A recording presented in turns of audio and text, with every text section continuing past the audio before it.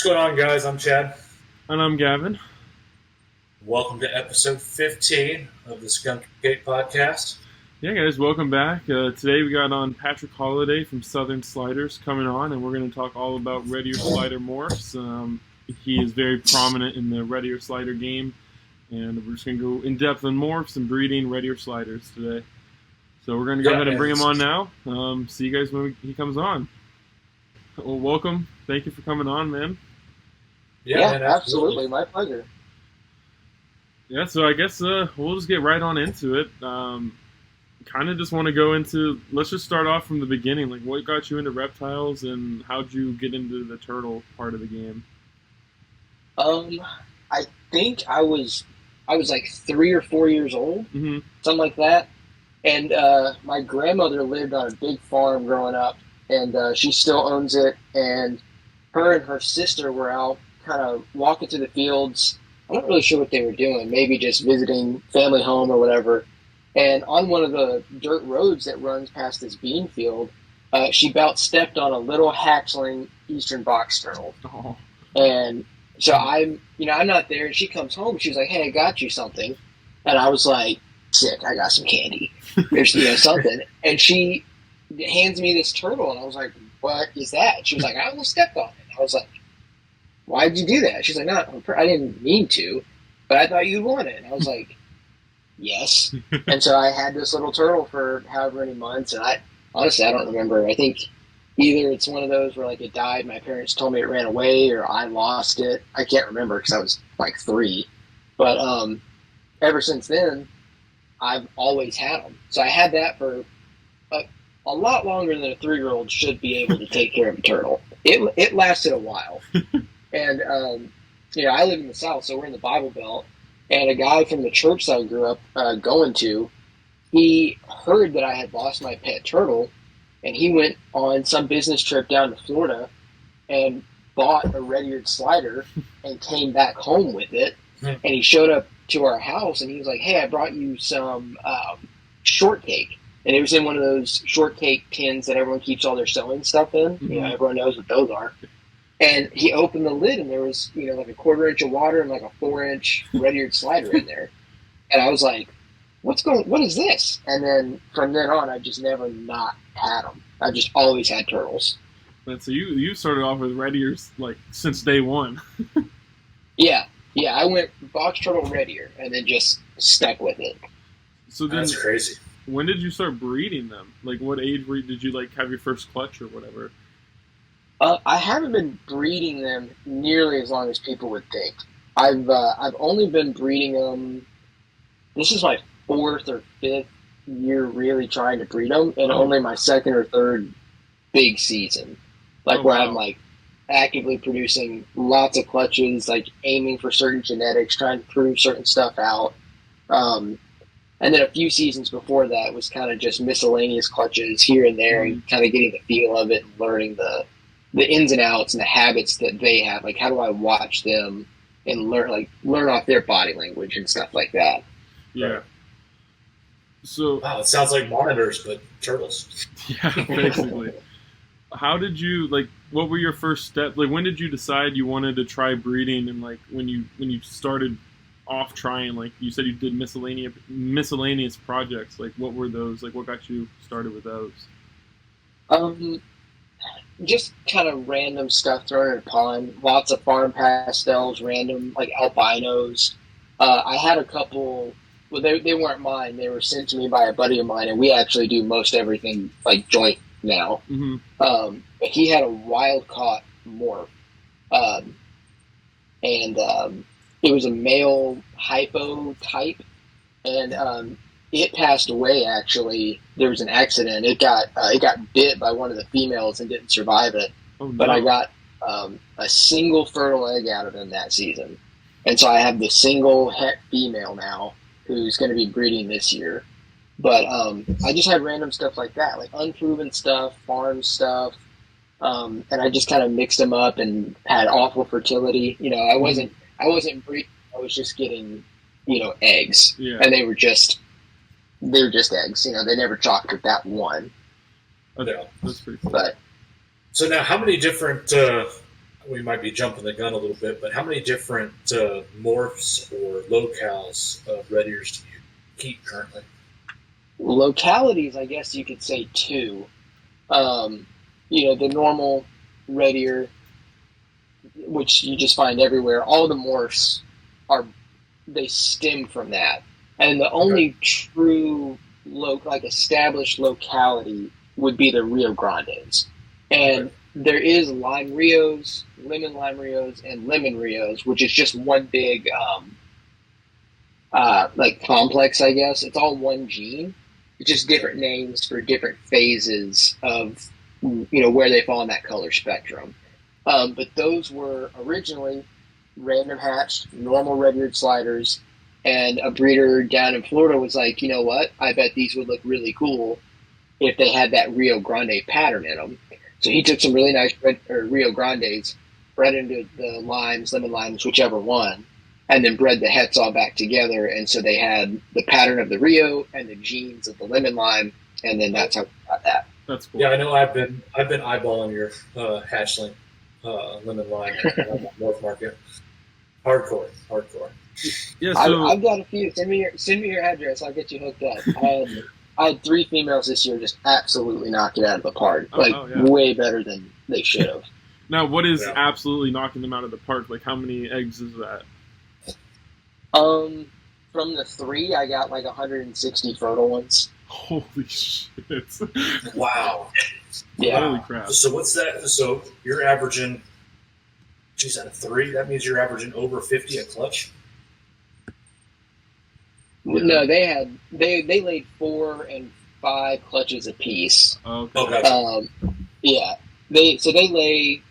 It just kind of starts depending on weather, early to mid-May for my outdoor turtles, and then it just depends on the female and how many clutches she's going to drop. Could be 3, could be 7. You don't know, but typically they average anywhere from 7 to 15 eggs a clutch. Okay. Oh, wow. And the females are typically pretty consistent. Like if you have one female that gives you 12 eggs in her first clutch, the rest of the year she's going to be right around that 10 to 13 mark. It's not going to vary a bunch. Sometimes you have one weird one, but typically you're not going to have a female that's like, she laid 3 this time and 20 this time and 7 this time. They're pretty consistent. Oh, that's good to know. Is that just with red ears, or is that like an average with like kind of most turtles? I can't speak to a lot of other turtles, but typically most North American pond turtles are fairly consistent and with how many eggs are going to be in the clutch, and they're fairly consistent with when they lay them. Okay. Mine are almost dead on 14 to 18 days apart. They're going to be dropping clutches. Oh, wow. That makes it easy knowing when to find the eggs. Yeah, I have cameras and stuff, but I know when to, when I don't really need to be checking, and then at about 12 days, I'll start watching the camera, and they'll be up in that box pacing around, and I'll watch until they start to dig and finally lay their eggs. So now from what Gavin was telling me, is you're up not terribly far from where I am. I mean, I'm up in northern Alabama. Oh, okay, yeah. And, not far at all. And it's been a scary thing about me keeping turtles because, I mean, we had a couple days this past year where it was 8 degrees. Yeah. And we got that big ice storm that came through. I think you guys probably got snow up where you are.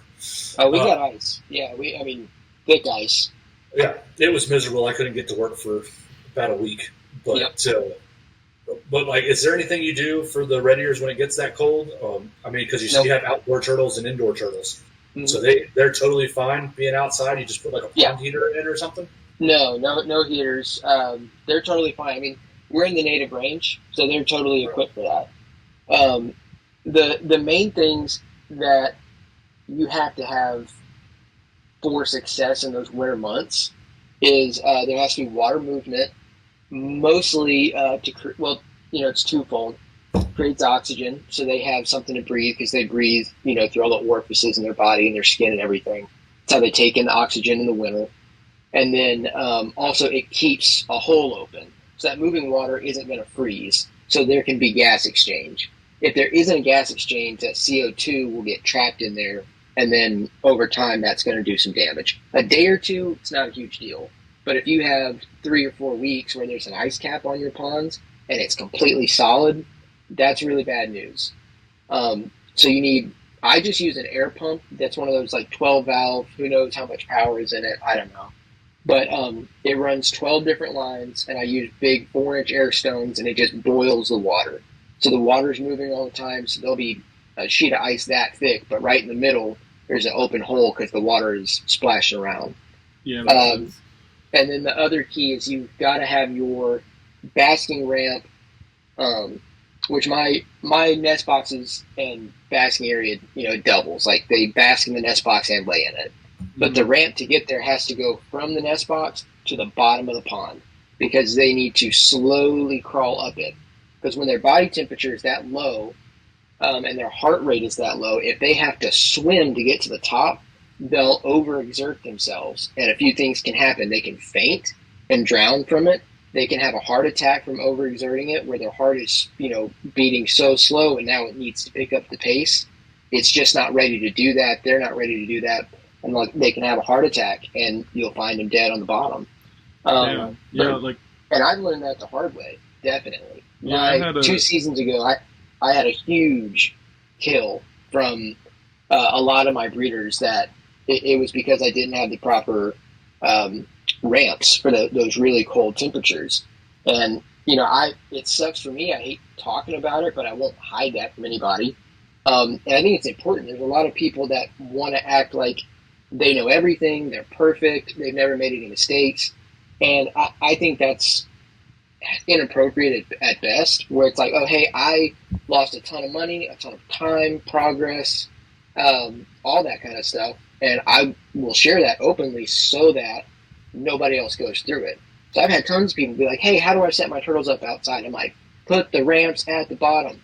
If you don't do anything else, top of the ramp, bottom of the ramp, so they can crawl all the way up, slow as they want, and serve that energy. I've never even thought of that before. That's good to know. I had this past winter.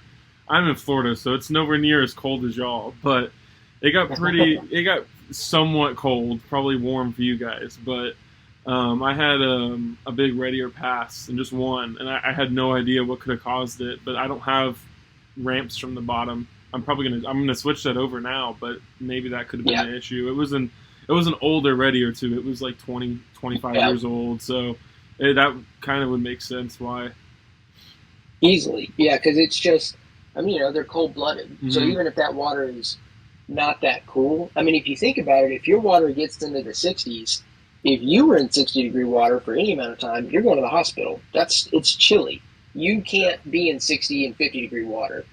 They can handle it just because they're cold-blooded, but they're so much slowed down because, like, if you have an indoor turtle that's set up with its lamps and the heaters, it's in the upper 70s to low 80s. You're 30 degrees lower than that. That's a big drop for any animal. So a lot of times people don't, they don't know that. That's one of those little breeder tips and tricks that people try to keep close to the chest. And I'm like, that's kind of ridiculous that a lot of these guys don't want to share that. Because it's like, even though there's a bunch of guys that want to just see their turtles lay eggs or hatch out a clutch just to hatch out a clutch. And guys will withhold that really important information because they don't want anyone else hatching what they're hatching. And, like, from a business point, like, competition, blah, blah, blah. But from just a human perspective, it's like, man, this person went out and bought this animal. They love it. They cared for it. They raised it from a baby. And the one thing you're missing, and you don't want to tell them, like, oh, hey, here's a checklist. Make sure you do these things and your animal should be fine. And people don't talk about it. And I think it's irresponsible on the part of guys that know a little bit more to really share that to just your everyday average keeper so that people don't lose animals because it's a terrible thing and it's so avoidable. Yeah. Now, as far as your setups go, because we talked about the ramps and having being able to slowly crawl up the ramps and whatnot. Is there anything else that you are a must-have in them? Whether you're keeping them like me, I just want to keep them because I think they're fun, or someone like Gavin or you that breeds them. Do you set them all up the same way, or do you change them for breeding versus pets? Or they're pretty much all set up the same way. Also, what do you use to what materials do you use to make the ramps real quick? I frame it out of PVC, and I'll put a couple holes in it so it sinks easier and the air escapes. And then I'll use either welded wire that's PVC coated, and I paint over where I cut it with like an angle grinder or a Dremel so it doesn't get rusty. Or I'll use hardware cloth from like Lowe's or Home Depot, that kind of rubbery mesh stuff, and just zip tie it to it and make it taut. Yeah, but for my breeding setups, they're all the same. I just have the same tubs and I build the same setup, 10, 15 times in a row. And for me, the biggest thing that I have done to mine, it's not what I've added, it's what I've taken away. I don't filter any of my breeding tubs. They run on an automatic purging system. So there's a timer runs, flushes the water out. There's a PVC pipe that runs down to the bottom of each of the tubs, and the overflow is in the back on the top. And the water comes in from the front on the bottom. So that fresh, clean water comes in from the front and the bottom, displaces the old water and pushes it up and out, and it goes up and out the overflow. And it takes some kind of fiddling and finagling to get it dialed in just right. But I keep that water nice and green, a healthy algae bloom all the time.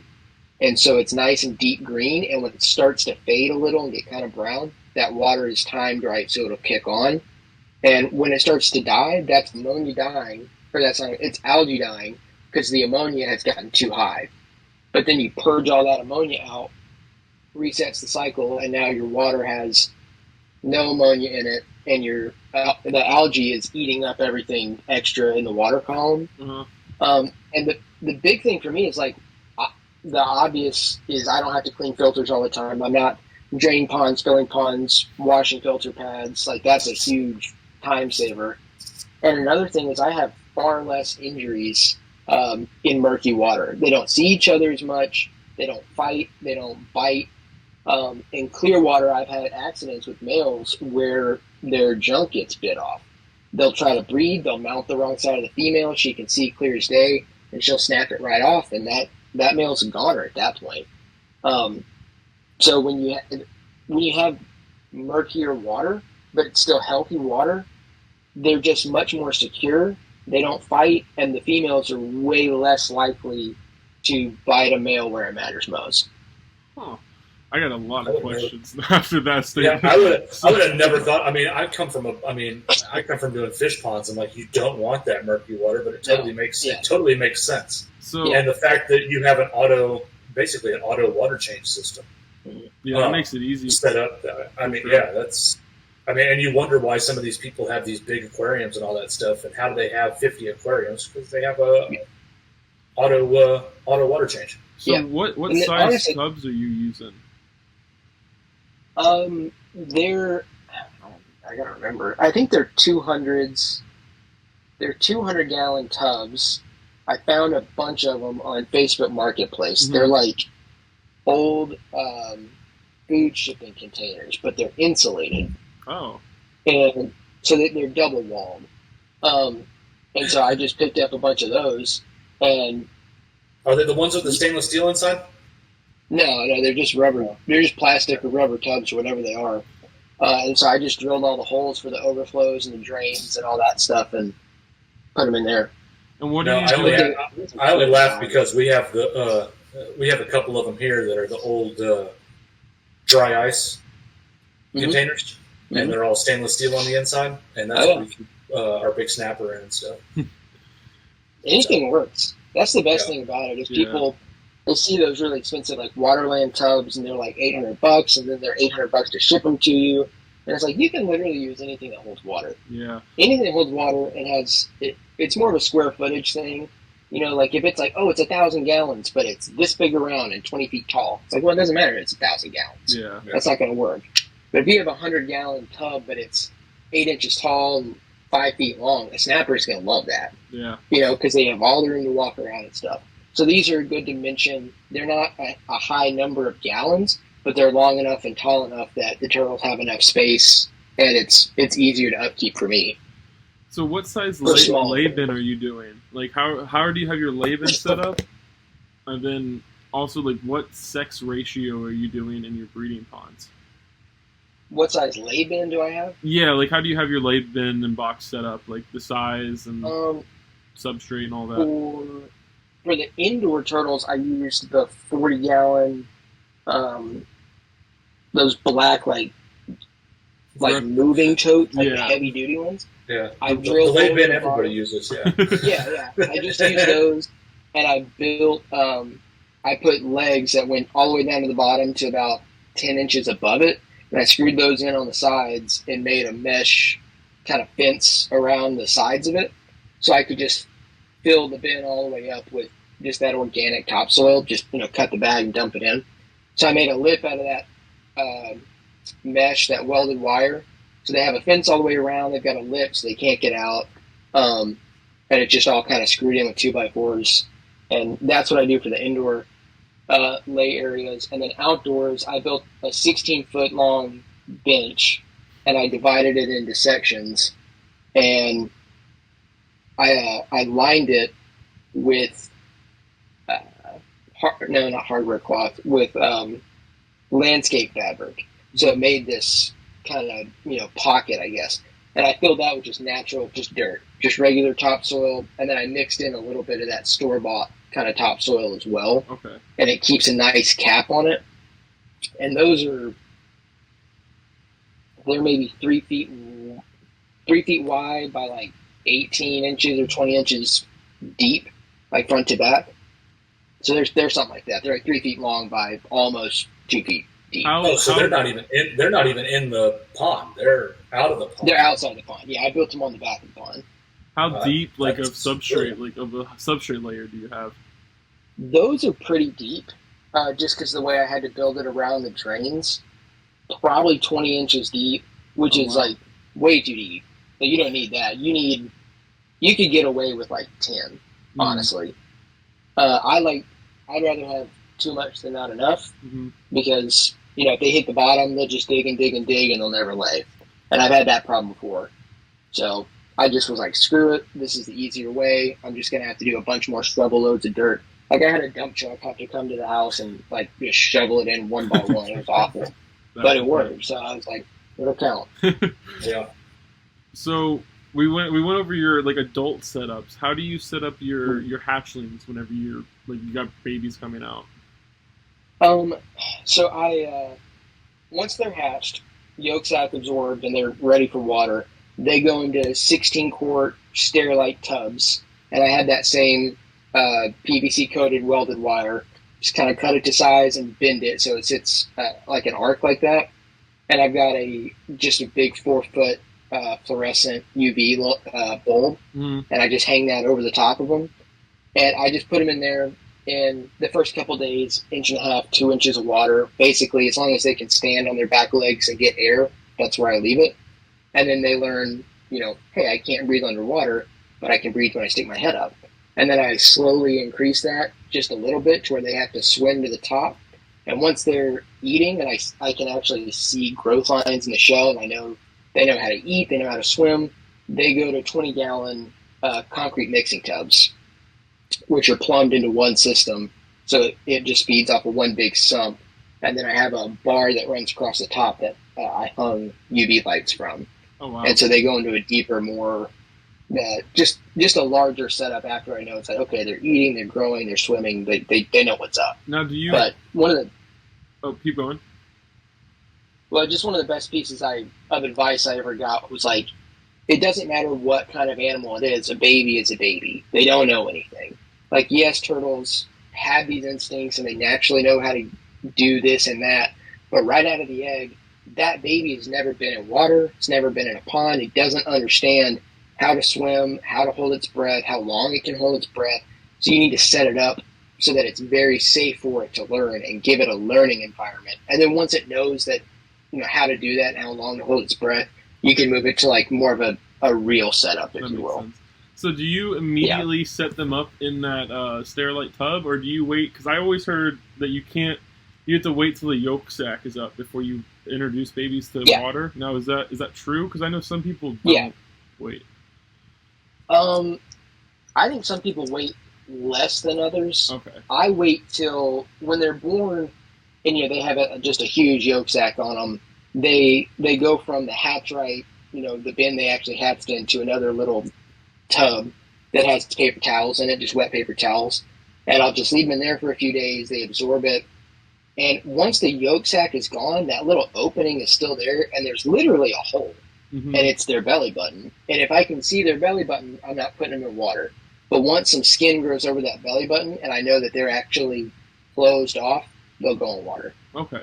But I wait till they're actually closed up, so there's just less chance of something getting in there, getting an infection, something that you couldn't really notice or stop. Yeah, I feel like everyone introduces them into water at different stages. I think that's probably the safest way to go about it, for sure. Yeah, I just figured, what's the point in putting them in the water 2 days early? Mm-hmm. They're not taking up any room in my incubator. They're not hurting anything. I'm not hurting them by waiting. I mean, in the wild, they'll hatch and wait in there for weeks. So it's like, what does it matter if I keep them in this, Chinese takeout container with some wet paper towels for an extra 2 days, and then throw them in a sterilite tub? Now, as far as you saying that to take care of anything that might go wrong, are there any specific things that you keep on hand in case there is an injury or anything like that? Definitely. I keep Baytril on hand with a lot of syringes, so that's a antibiotic. It's an injectable antibiotic, and I keep a list for like a weight conversion chart, so I know how much to give any individual. I keep Baytril, I keep hydrogen peroxide, and I keep betadine. Yeah, gotta have betadine. Gotta have betadine. Betadine and salt. Betadine, you're messing up. What are you using the peroxide for? I mean, that's out of sheer curiosity's sake. Cleaning different surfaces, or if they're particularly beat up, I'll dry dock them, and then I'll put a little bit on there. And you dry dock them, whatever they have. With turtles, it's simple. Whatever's in their skin, whatever's causing the infection or could be the source of an infection, it's aquatic based. It needs to be in water. That's where they acquired it. So I leave them out of water, dry them completely. Whatever they have is now either dead or weak. And then I'll put a little bit of hydrogen peroxide on something if it's more severe, even though it might sting a little bit more than betadine. Mm-hmm. But I'll kill it with the hydrogen peroxide, or I'll clean, ponds, filter material, just different kind of tools and stuff with the peroxide just to keep everything sterile. And then with the turtles, once I've used it once, I don't use it anymore. I just use betadine. But I use the peroxide to really kill off something if I know something's there. So I kill it and treat it with the betadine. Now, say you get a fungal infection. This is something that I've wondered, and I don't even think I've talked to Gavin about it. But say you get like a fungal infection or a parasitic infection or parasites or anything like that. Yeah. Do any of the actual the pet shop aquarium stuff, does that actually work on turtles, or do you know? With parasitic stuff, I can't speak on that. I haven't had any issues with parasites. I'm sure that they have them, to be honest. I don't think any turtle does it, just based on what they eat and how they live. It's just part of it. But they have it in nature also. So as long as it's pretty similar to how they would be naturally, it's not a big deal. Mm-hmm. Fungal infections, I wouldn't use any actual reptile branded stuff. I would just stick to the betadine, or even take them out and put them in a salt bath for an hour or two, and then dry dock them. I do a salt bath, and then I dry dock them, put betadine on them, and then I give them a salt bath, and then I put them back in their enclosure. Is what I do for fungal. Yeah. I do know there is some reptile branded stuff that works for turtles, but it's very few in between. Fish stuff, I should say, that works for turtles. It's just, I don't think it's worth the risk when you can do an at-home remedy that's probably more effective. I was definitely I was thinking Pimafix and Melafix. I was like, I wonder if that stuff would work for anything turtle-wise. I mean, because it's all topical and all that. But then again, what happens if they ingest it, or when they ingest it? Yeah, that's going to affect them or anything like that. So I was just curious as to if that was even something that could could be the only branded stuff that I use is something called Reptade, and I don't even know where to get it besides Amazon. Some people have it at their pet stores, just locally, or like a PetSmart or whatever. I don't have it locally around here, so I just order it. But it's it's like an oral medication type thing. It's like a bunch of natural stuff in there. Don't ask me what's in it. I don't know. But what I do know is when they start to show signs of just any sickness at all, but right at the beginning, it's got to be early. Like for most common one, respiratory infection. They could just start to show that, and I'll grab them, and I don't dose it. I just shoot it in their mouth because I don't know how much they're getting in there, but I'd rather have too much than not enough because they can't really take too much of it, in my experience. But I'll piss them off, get that mouth open, and shoot it down in there, pinch the mouth shut, and I'll wait, and you'll kind of see them swallow. That stuff, if you can catch something early, like an RI, that stuff works. I swear by it. If you're too late, and like they already have a little bit of like kind of the mucus or the pus in the eyes or whatever, it's not gonna hurt, but you need to get antibiotics in them. If they're visibly sick to someone who's not even a turtle person, like if they came over and they're like, what's up with that one? Time for antibiotics. But if it's just you as the keeper and you're like, why is she acting like that? She's a little weird. And she's just a little off. And you're like, that's not quite right. Give them some Reptade. Do that once a day or twice a day for 3 or 4 days. You will see a difference. Now, what early signs are you looking for?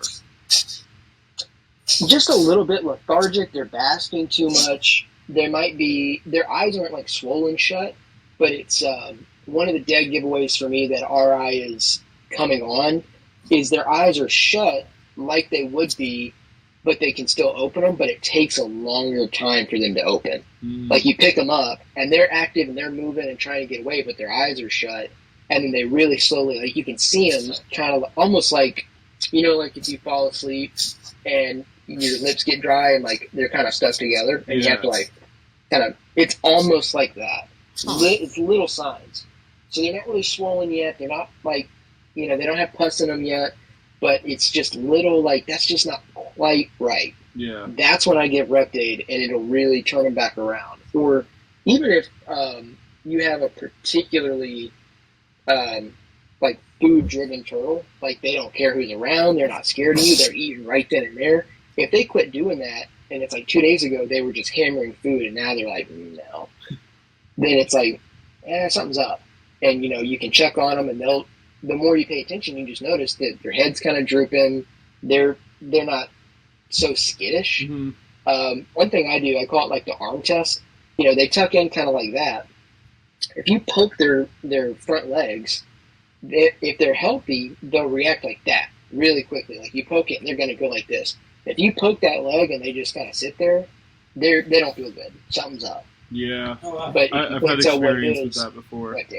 I had some I didn't even realize that was an effective way to know. But I remember I had a turtle that was in the process of going out, and that was probably the first time sign I noticed. I was like, "You're not as reactive as you used to be."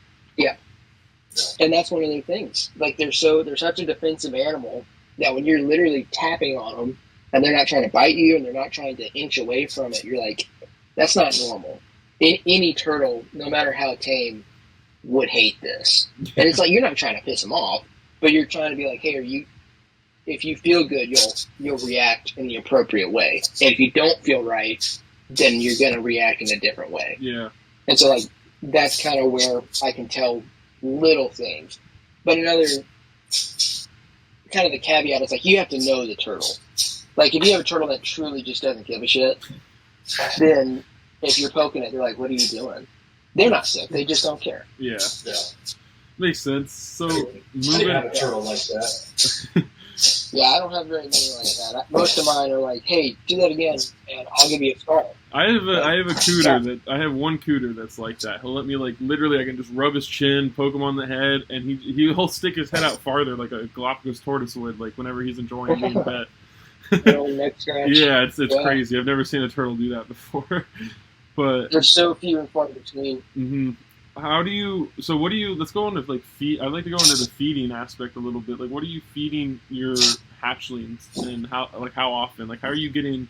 Because I know we've talked about this before. You are getting some monster-sized turtles within a year, like within a year of age. Yeah. So, like, how do you go about that? I start them on Aquamax 300, which is a Purina brand fish food for fingerlings. So fingerling being like somewhere, I don't know, bigger than a fry, so baby fish basically. Mm-hmm. But if you look at the ingredients between that and like the Zoo Med hatchling, it's basically the same food, but this one has about 5% more protein in it. Oh, okay. Yeah, and it sinks. So and what I like about it, I am too. I get on Amazon, but when I get them started on that, and I like the sinking pellets because those babies, right out of the egg, they're so skittish, and they have no idea what's going on, and to them, you're just this huge, giant thing that keeps coming around, and they want nothing to do with you. And so they're not going to just be chilling at the surface and hanging out, but, oh, look, a snack. They're not comfortable when you're around. So I put it on the bottom, and I leave quickly, and they're on the bottom. They're already there, and that smell hits them quicker.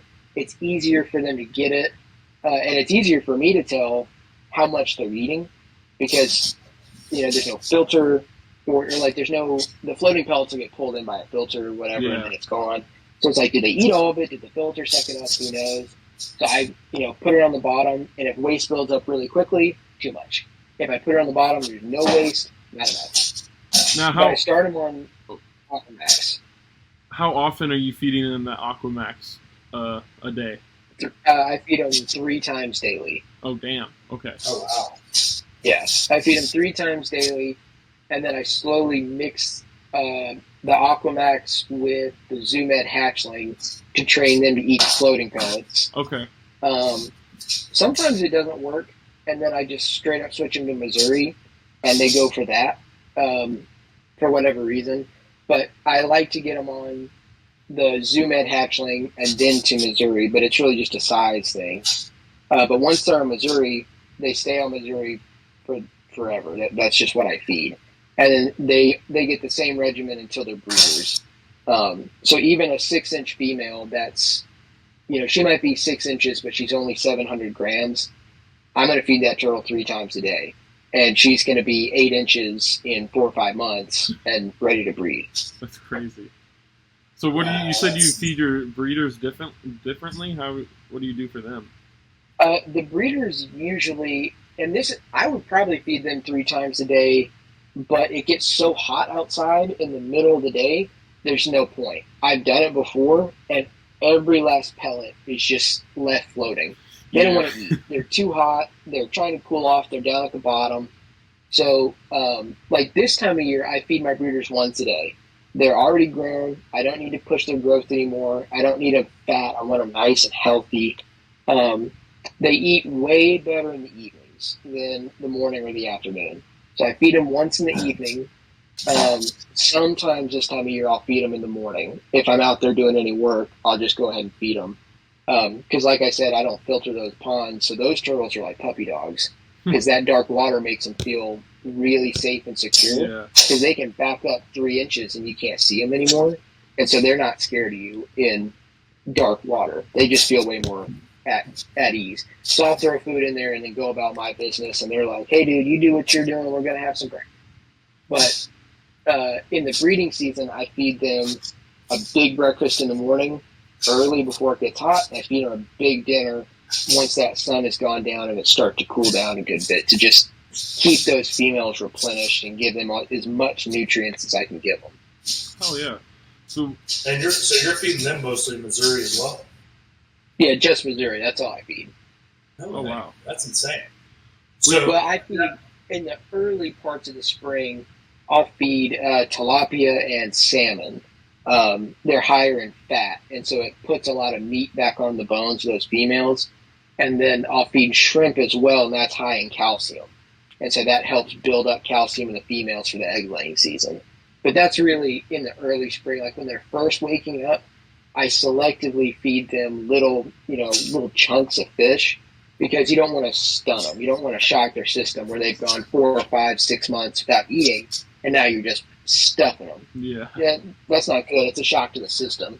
So I'll feed them with tongs or something, and I'll give each female 2 or 3 pieces of fish for the day, and then we'll slowly build on that. So it's like they're not getting much food, but what they're getting is really rich in proteins and fats. And then so that kind of jumpstarts them to get ready for that laying season and that laying cycle. And then once it's warm enough, I'll mix in pellets and I'll go off of like the really high protein foods. And then when it's laying season, I just feed them a ton of Missouri. Okay, hell yeah. Oh, that's actually, I mean, that's really awesome. I mean, because I try to give mine a variety of stuff.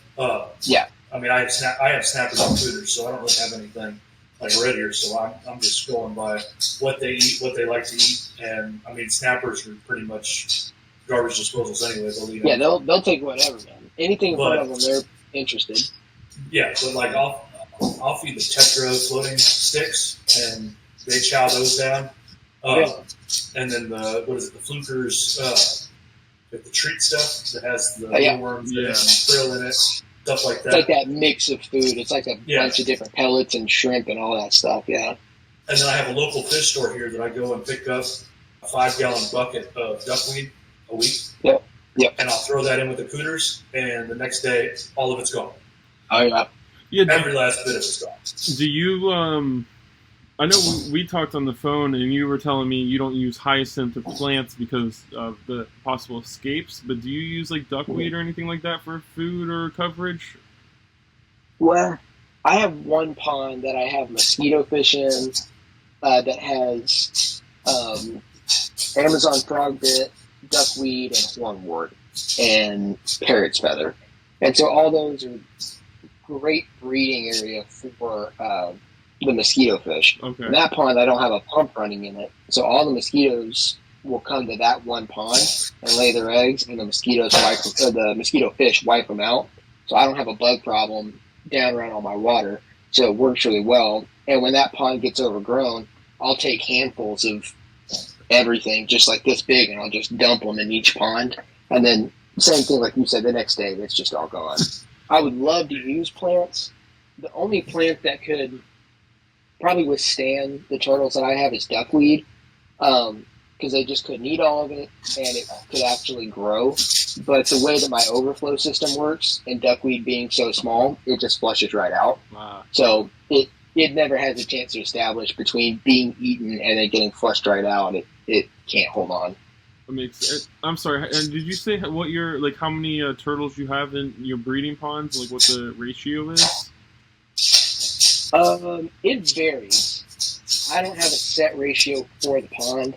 It really depends on the project and like where we're trying to take it. Okay. And like how many animals we think we're gonna need.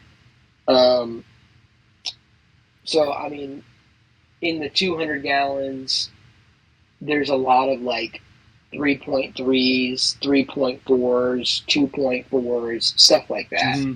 So I generally like to keep my ratio just across the board no higher than a 1.2. Okay. Slider males suck. They're not as horny as they need to be. They just aren't. There are some people that have like a 1.6 and have awesome luck, and I'm like, you're 1 in a million, buddy, because I could have a 6.2 and still get infertile clutches. Like, they really, and I think the dirty water helps with this too. For whatever reason, a slider male will pick out a favorite. He's like, I want that. Yeah. That's what I'm after. And he will chase that female. And there could be 3 other females identical to her. Doesn't care. He wants his one. So you want 1 to 2 females maximum per male, because he's only going to pick 1 or maybe 2, and that's all he's going to chase all year. Oh, wow. And he's never going to chase anything else unless you take that female out, and then he'll pick a different one. Maybe. Now, I've had males that won't. Huh. Now, can turtles, and I don't know if you know the answer to this, but it's because I know if you compare up different snakes to one another, they can actually show genes from both different males. I mean, I don't know what animals you have all together, but like say you have a lemon lime and a lemon. I don't know if it matters. The lemon lime male and a lemon male, and then you have a lemon female. Right. Is she going to be able to breed with both of them and then produce offspring from, like, potentially get fertilized from both? To be honest, we don't know. We don't know if there's dual father clutches or not. There very well could be, because enough other reptiles do that. And then with the genetics, with the morph side of it, the easiest way to tell would be like if you took a male and a female that were the same gene and another male that was not. It could be a normal, it could be some other random morph, but whatever it is, if he breeds that female, you're going to get, green, normal, wild type heads. Yeah. And keep that group together for as many seasons as it takes. And if you got a group that had some visuals and some greens, that would be concrete proof that those babies have different fathers. If you had, with the lemon limes and stuff, like all my males, I have 2 lime males and a lemon male, and then the females are 2 lemon limes and a lemon. Everything in there is visual. So it just it just varies. The babies just vary because it's really one gene that just goes from one end of the spectrum to the other, and it just depends where the babies fall. Yeah, so the lemon lime and lemon and lime, they're just all the same. They're just different variations. Gene, yeah. I never knew that. I have a pure lemon female, and the male that bred her this year was a lime. And so, used to, we thought that it was like, okay, if you have a lemon and a lime and breed them together, you're going to get lemon limes. No, not really. Because, again, it's more just a spectrum. And I thought that until just a few weeks ago. I was like, oh, this clutch is going to be lemon limes, and these are going to be limes and lemon limes. These might be lemons, and it's just like, my lemon females have given me just neon green lime Rios. And I was like, what is that? I mean, like, I'm happy about it, but, like, where did that come from? But really, it depends. It's just, are they going to be so light that they're almost albino type like a lemon, or are they going to be more colorful and bright like a lime? Interesting. But yeah, it's one gene. Is there any other like genes like that have different colorations? Would creamsicle and caramel and dreamsicle, would that fall into that same effect? The creamsicle is a double recessive. That's a caramel charcoal. So that's a combo. Okay. The dreamsicle, and I've heard this from a few different people.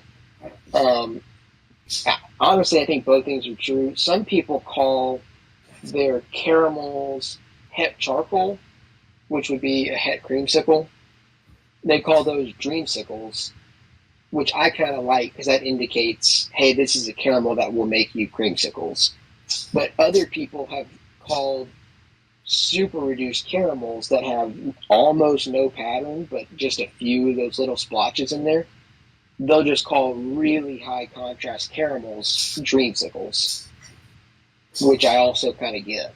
But it's confusing because when you're talking to someone, you're like, okay, are you referring to the quality of this caramel, or are you referring to the genetics behind the sample? And so that can get kind of murky. But sounds kind of ball python-esque.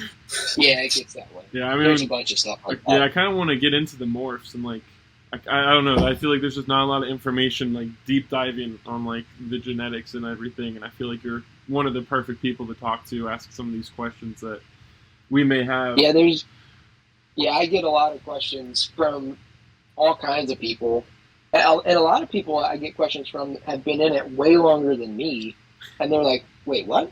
And I'm like, "Yeah, that's how that works." And it's not like, "Oh, you should know this," or like, "Why don't you know that?" There's too much of that in the reptile community in general. Yeah. Just have a conversation with somebody because like we're all interested in it and we're all fascinated by it. So just enjoy the conversation. And if you're teaching somebody something, who knows? Maybe they actually are like, oh, actually, I heard this, and you'll get a whole new perspective, or you'll go down a rabbit hole of who knows what and learn something completely different. But a lot of guys are just too quick to blow it off. But yeah, anytime anyone asks me about combos or genetics or how this works or what to expect, like, I'm just going to call you. And like, I did that to Gavin the other day. We were just talking. I was like, I'm going to call a guy. I'm old school. I'll call you and talk to you. We were on the phone for like 50 minutes. Yeah. Like, just talking about turtles. So, that's impressive because I can never get him on the phone for more than like 5 or 10. And I wanted to talk about clowns. I just kept going. So, we'll start from kind of like the basic morphs, like albino. Okay. So, like, do you want to go into the different lines of albino and kind of explain why caramel pink isn't an albino, like everyone calls it? Yeah. So, there's really 2 main lines of albino, and then I would say there's 2 lines, but 2 like lesser lines that kind of, they just came onto the scene a little bit after these first main 2, so they just weren't as popular because everybody that had already bought into it for breeding or for pets or whatever, they had already bought those. Yeah. So they weren't going to buy another line of albino. But the main 2 lines would be Clive line albino and Clark line albino. So Clive, I think it's Clive Langdon, is referred to very widely as the godfather of turtle morphs. He proved out the first albino red-eared sliders, I think, in the late 80s, early 90s, something like that. And they were like the first turtle morph, or red-eared morph at the least. I'm not totally sure on that, but they were the first red-eared morph. And then, to my knowledge, the second line was the Clark line, which was proven out by Chris Clark. The Clive line is mixed in with your caramels and your charcoals. I think really mainly those 2. And so, like, a snow would be a caramel Clive line albino. A blizzard would be a charcoal Clive line albino. And the albino Picassos is in Picasso and Clive line albino. Okay. The Clark stuff is mixed in with albino and with the Mitch Clown project. So the Mitch Clowns are Clark line. The lubinos are a hibino Clark albino, and then obviously the albino is a Clark albino. So that just okay. So Mitch line, that can't be like mixed in with a Clive line albino. It can only be mixed with Clark. It could be mixed to Clive, but if you took, for example, if you took an albino Mitch Clown and bred it to an albino from the Clive line, then you would get triple hets. They would be het for both lines of albino and clown. But the problem with mixing different albino lines is when you breed them together, you don't know what which animal is what albino line. Like, the clowns are obviously clowns. You can look at them and tell. But if I was like, here's an albino, tell me what line they are, you can't tell. They're just albino red ears. It's just that mutation has occurred on a different place in their DNA structure. So the difference is, it's in the genetics. It's not a physical, or it's not something that you can see. And that can mess people up big time, because if they buy it thinking it's one line and it's not, that'll ruin your entire project. Well, so that's probably something that people should definitely disclose when they're selling this stuff too, because I've never even seen it, heard of it. I mean, granted, I haven't heard of a lot of this stuff, but like the Clive line and the Clark line, I thought albino was albino. I mean, that's just there's four albino lines. What are the other 2? There's the Allison line albino, and I really don't have any information on that. I just know that it exists. But there's the Allison line albino, and there's the Jared line albino. His name is spelled Gerard. Everyone calls him Gerard, and it's one of the funniest things, because people who know him are like, why does everyone say Gerard? It's like, maybe because it's spelled Gerard. But the Gerard, Jared, whatever you want to call it, his dad owns a farm, and I'm not 100% sure, but I think his dad hatched an albino on their own farm. Either his dad hatched it or another farm hatched it and he bought it. Bred it to a Clive albino to see if it was the same gene, and it wasn't. And so he did away with those hets and he bred it to his own, or he made hets that were just for that line of albino. And so all his albinos are from that line. But the same story with that one and the Allison, they just were a little behind the ball as far as albinos go. Yeah. And so there hasn't been any projects focused with those albinos just because they're not as popular. Mm-hmm. So you plug and play them into other projects, because if you have a project that's using any of the two popular lines and you're like, oh, I used Allison line, or oh, I used Jared line, then, well, this project and this project aren't going to make an albino combo. They're going to make something that's double het for two lines of albino, and that's just a genetic mess. Like, Yeah. you're never going to unscrew that. Is there, But- like, I know there's no visual difference between any of the albinos, but when you combine it with any other morphs, are you able to tell what line is what line? Or like, obviously if you make a lubino or a hibino or a snow, you know, but other than that, would you be able to tell? Not really. I mean, the only way to tell is from the combo. You're like, okay, if it's a snow, that's a Clive albino. Mm-hmm. And that's how you would know. But if someone is just selling you albinos, really it's on the buyer.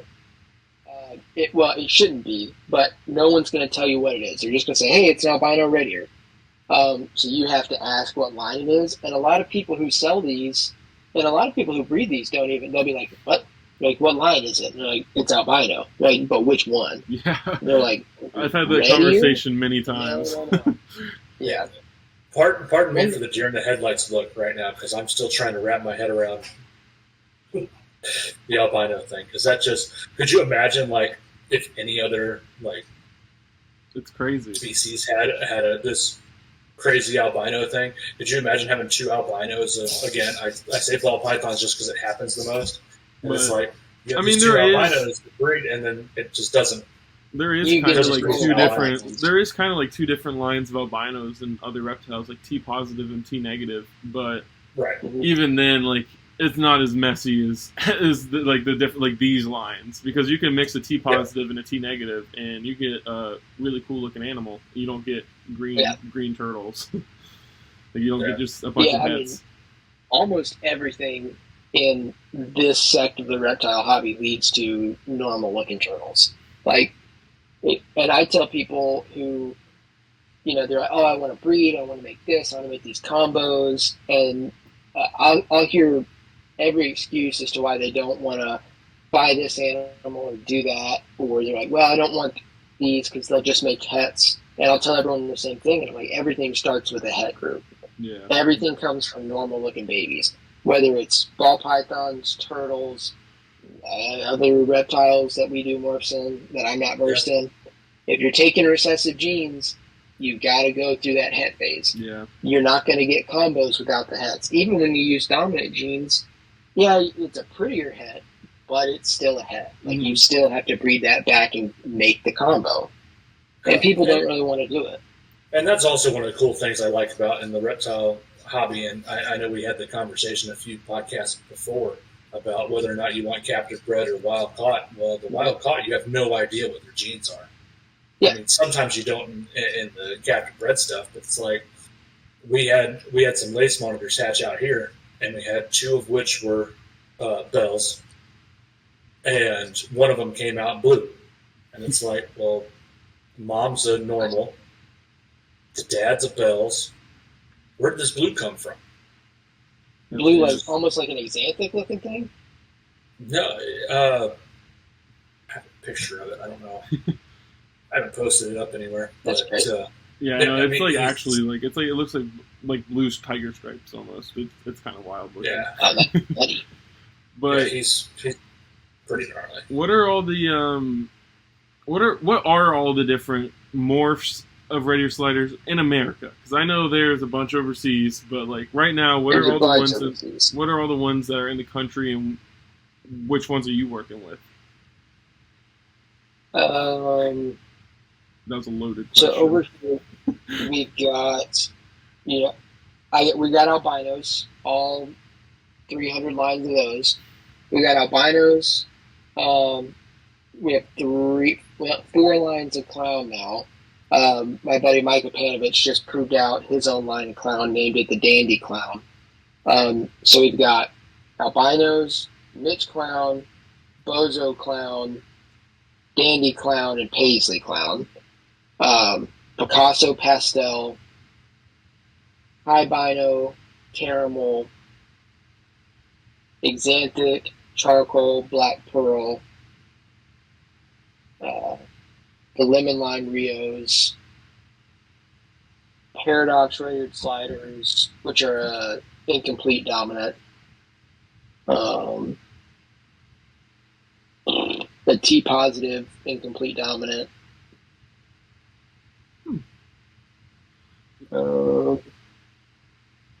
I know Pieds. We have Pieds now. That'd be cool. Or leucistic. That'd be cool too. Yeah, Yeah, are there leucistics? I've seen a few. Well, I like 1 or 2. Mm-hmm. Very low key. Not released yet. We got to see what's going on type thing. I've seen a few. Technically, I think I told you this the other day. Technically, caramel pink is leucistic. Yeah. It's not a blue-eyed leucistic where it's a pure white animal with blue eyes, but it is a form of leucism. It's not albino. I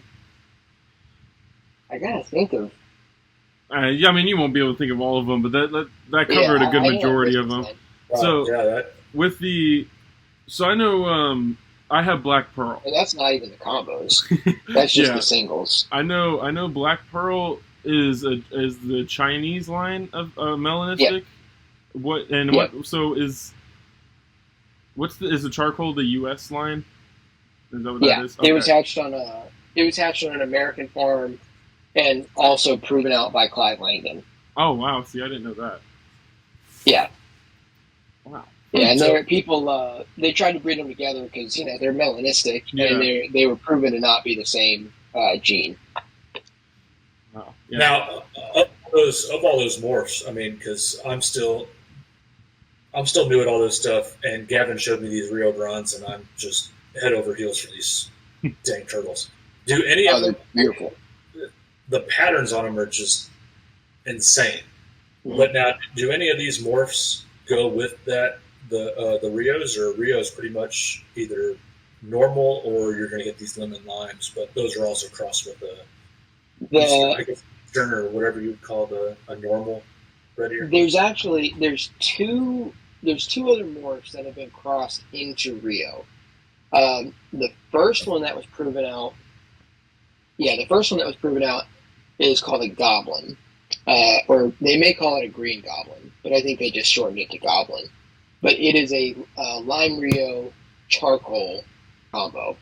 And so it's kind of a blank, mint-colored, black-eye with like ruby pupil combo. It looks a lot like the Ghost Rated Sliders, but more green, more minty. And then the second one is Paisley Clown. They mixed. That's what they used to make the first round of hets. Was a lime Rio male. They bred the double hets back together, and so there is a clown lime Rio. They haven't started to sell them yet. This is only the second year they've been produced, but they named those the Cosmics. Oh, okay, that makes sense. I was wondering what those were. Interesting. Yeah, it's confusing because what I hate when people do this. If you're going to name a morph, name a morph. But if you're not going to name it, call it the genes that it's made up of, like Paisley Lime Rio, or Clown Lime Rio. And with the Paisley in particular, it's the one that I kind of pick at the most. They will, if you ever see them, they'll call it a Cosmic Clown, which would imply that Cosmic is its own thing, because you would have Cosmic Clown. But Cosmic is the combo of Lime Rio Clown, so it's just Cosmic. It'd be like calling the goblin that I just told you about. It would be like calling it a Goblin Lime Rio. that's counterintuitive because goblin means lime Rio charcoal. Huh. You know what I'm saying? So yeah. people use, and I've had a conversation with a bunch of guys who will post stuff for sale, and I'll just message them, trying to be polite. I'm like, hey, that's pretty misleading. I'm not trying to bust your balls or anything, but like, that actually, if you read it like this, you can see how it's confusing. And sometimes people are like, oh, I didn't even think of that. And some guys are like, what are you talking about? Kind of fuck off type attitude. Yeah. And you're just like, no, I'm just saying you're saying two different things. And someone who's in the market to buy a higher end animal, if they're prepared to give you the sum of money that you're asking, you should be very clear what you're selling. Yeah, 100%. So like, misrepresenting the name is a big no-no for me because it's like, it sounds like Cosmic Clown sounds like 3 genes. Whatever Cosmic is plus Clown. Yeah, I agree. You know what word we're going to use here? Huh. Gotta be ethical. Yeah, that's true. So, what are some of the clown? Because I feel like, at least for me, looking in at the Red Ear morphs, because like I know a little bit, and honestly, all I know is from you and me just bothering you with questions 24/7. But I feel like the clown combos seem to have there's a bunch of like confusing name combos. So like, what are all like? Yep. What are all the name what is a Bozo Clown and what's it made up of? Like, what are all the combos and the names for them? The Bozo Clown, I actually have a video that I scheduled it. It'll post at like 11 that kind of explains what that combo is. The Bozo is just the name of the clown line. So okay. Bozo Clown is just the clown. Where people get tripped up is when I say Joker. Joker is the double visual combo of Picasso, pastel, and Bozo. So it's a Picasso Bozo. That's a Joker. Is Picasso pastel 1 gene or is it 2? It's 1. Okay. Yeah. And yeah, okay. See, I thought it was 2 genes this whole time. So actually, Picasso is just like the line of pastel type. Yeah, Picasso is the line, and we call them pastel, like Picasso pastel. 1 because alliteration, it kind of flows good, but also when you say Picasso, people just don't understand. That doesn't really allude to anything. There's no other reptiles named Picasso. Yeah. Where it's like, if I tell a ball python guy I breed clowns, he's going to have some idea already of like the kind of stuff we're dealing with. And then, so with Picasso, we say pastel just because it alludes to this is a brightly colored, heightened colored, brightly, I don't even know what I'm saying, brightly colored animal. Yeah. With like, it's more about the color than the pattern. Their pattern's a little bit more mutated, just a little bit, but it's mostly the colors. The head, the shell, the marginal trim around the shell. It's a little bit different. Huh. Now, is that the same thing that applies to like RT hypo? And I think that's what it's called. I see that thrown around a lot, and I've never heard of that before, and I feel like I've seen that a lot more. Is that just like a normal hypo? RT is just the name of the line. Yeah. Okay. Is there other lines of hypo, or is it just that one? I think there's other lines. I think there's an Allison line, or that could be the same one. I really can't be sure. There might be 2, but if there is, it's almost doesn't matter because it's just RT hypo. It's hypo. Okay, so that's what we use. That's what everybody has. So that's the hypo that's in my high bino. No, high bino is its own gene. So okay, so it's not a hypo in albino? No, people. I don't know. I don't know who made all this stuff up, but like caramel pink albino, no albino. Hypo albino, neither one. It's not hypo. It's not albino. Wait, so what is a hybino then? It's its own gene. It's a hybino. It's they first came out as hypotranslucents. Mm-hmm. And then it got shortened to hypotrans, and people were like, we can't say that. And so now they're hybinos. That makes a lot of sense, because when I got this one, I was told it's a hypotrans albino. or something like that. Yeah. And so then... Yeah, hypotranslucent albino. And some people used to call them flip-flops. That didn't stick. Huh. But when they're born, it's kind of in this area, it's translucent. You can see veins and guts and organs and stuff like that, and it's not that cool. But as they get older... I think that's freaking awesome. It's kind of cool. It's kind of icky, man. They got some stuff going on. You're like, are you good? Like you're supposed to look this way, but I'm not sure. But no, like when they get older, they just get really pink or solid white. They lose that translucentness. Okay. But no, albino it's not a hypo, and I've seen a lot of guys breed them back to RT hypos and back to albinos. One guy bred it to a RT hypo, and he posted a picture, and he was like, "I can't believe this! I got all greens. I thought I would at least get hypos, but no albinos." And someone kind of rushed in a comment, and they're like, "Hey, dude, I wish I could have told you this a few months ago, but it doesn't mean hypo. It's just its own thing. It's not a hypo." That is mind blowing to me, dude. That has just gotten to be the most confusing thing in the world. Thank you for that. I thought trying to tell people that like butters and butters and lessers are the same, and bananas. The turtle morphs are more confusing than the ball python morphs. Gee. Yeah, it's because like with the ball pythons, it's like they came from two different places, and then people gave them different names, and now they're trying to figure out if it's the same thing. With red ears, they took the exact same morph, and people just ran with different names, and it started calling stuff whatever they want to call it, even though it's not, not two lines that end up being the same, and it's like it had this name and this name. It's just people see it, interpret it incorrectly, and then shout it from the mountaintops. And it's like, hey, maybe get it right before you tell everybody whatever it is that you're yelling. So what I'm hearing now is red ears are awesome. Breed red ears because they're cool, and you can come up with some really cool stuff. But talk to you before I breed anything. Yeah, you can shoot me a text. We'll go down the checklist. That's the biggest thing is people are, hey, I just picked up, and they'll tell me like, an albino had this or this had that, and I'm like, okay, who'd you get it from? What line is it? What did they tell you it was? Where did they get it from? And like, we'll go down that line, and they'll be like, oh, I got it from so and so, and they said it's had this, and I'll be like, stop, it can't be that.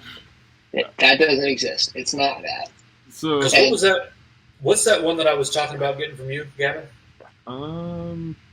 Today? Caramel? It was a caramel. Yeah, caramel. Yeah. Because I was like, wow, that's a really pretty turtle. And he's like, oh, well, I got some coming in, so you can get one from me. I'm like, perfect. And then now I'm like in that lemon lime Rio because I'm like, I was scrolling through Morph Market and I see this. And Gavin's like, oh, he's coming on the podcast next week. I was like, oh. So that's dangerous. So most of the turtle morphs, at least here in the U.S., are all recessive, right? Besides the two codoms. There's two codoms, and I know one guy that has imported an Asian codom. Okay. So he has some, but they haven't produced for him, as far as I know.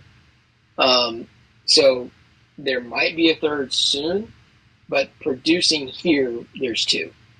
And what are those two? For the people that don't know.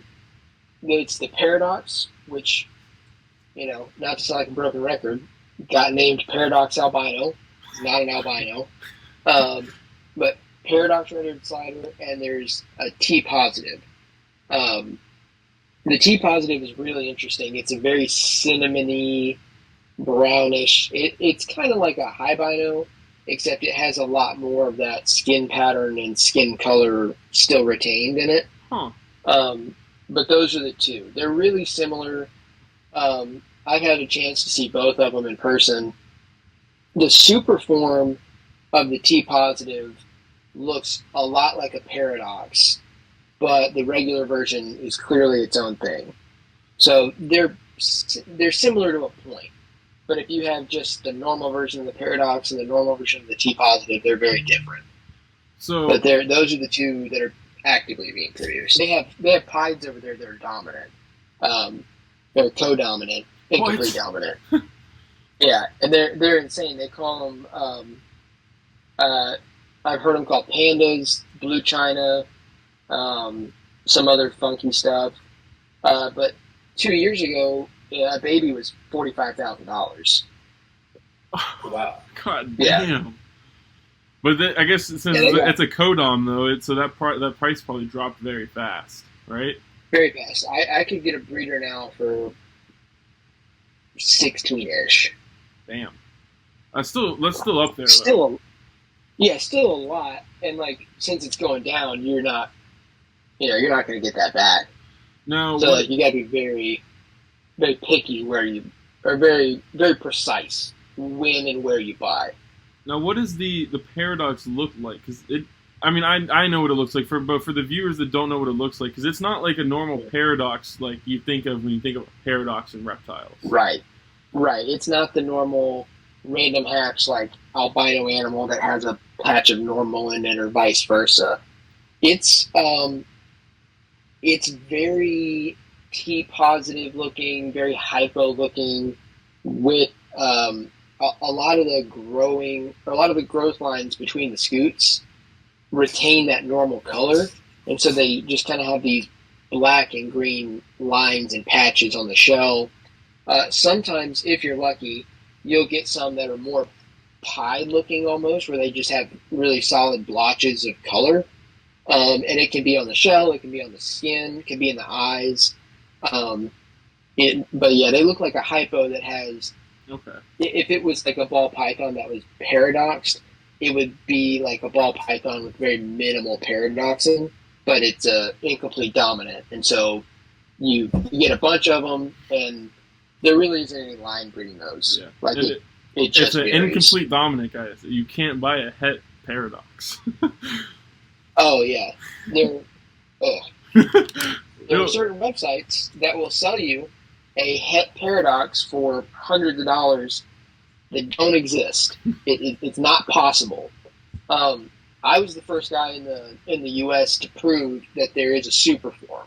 Oh, yeah. We knew it, right? Like as much as you could. I didn't produce the first one, but I got one, and I knew she looked weird. And it was the same year that a buddy's buddy of mine, he bred two together to see, like, are they really dominant? Is there a super form? And he bred them together, and there was a handful of babies that were just clearly different than what we were used to seeing. They were much more pink, much more bright, this crazy neon color to them. And I was looking at this one that I got on a trade, and I was like, mine was an adult, but I was like, that looks a lot like mine. Mine just is kind of grown up. And my buddy was like, she's either a Canto Special, is what we would call it, which is we don't know what genes are in that thing. So we're like, she's either a Canto Special or she's a super form. And I got her bred this year, and all the babies hatched, and 100% of the hatch rate was paradox red ears. Fuck yeah. And so this was the first season that anybody had what was a supposed super adult, and it laid the eggs, and sure enough, is a super form.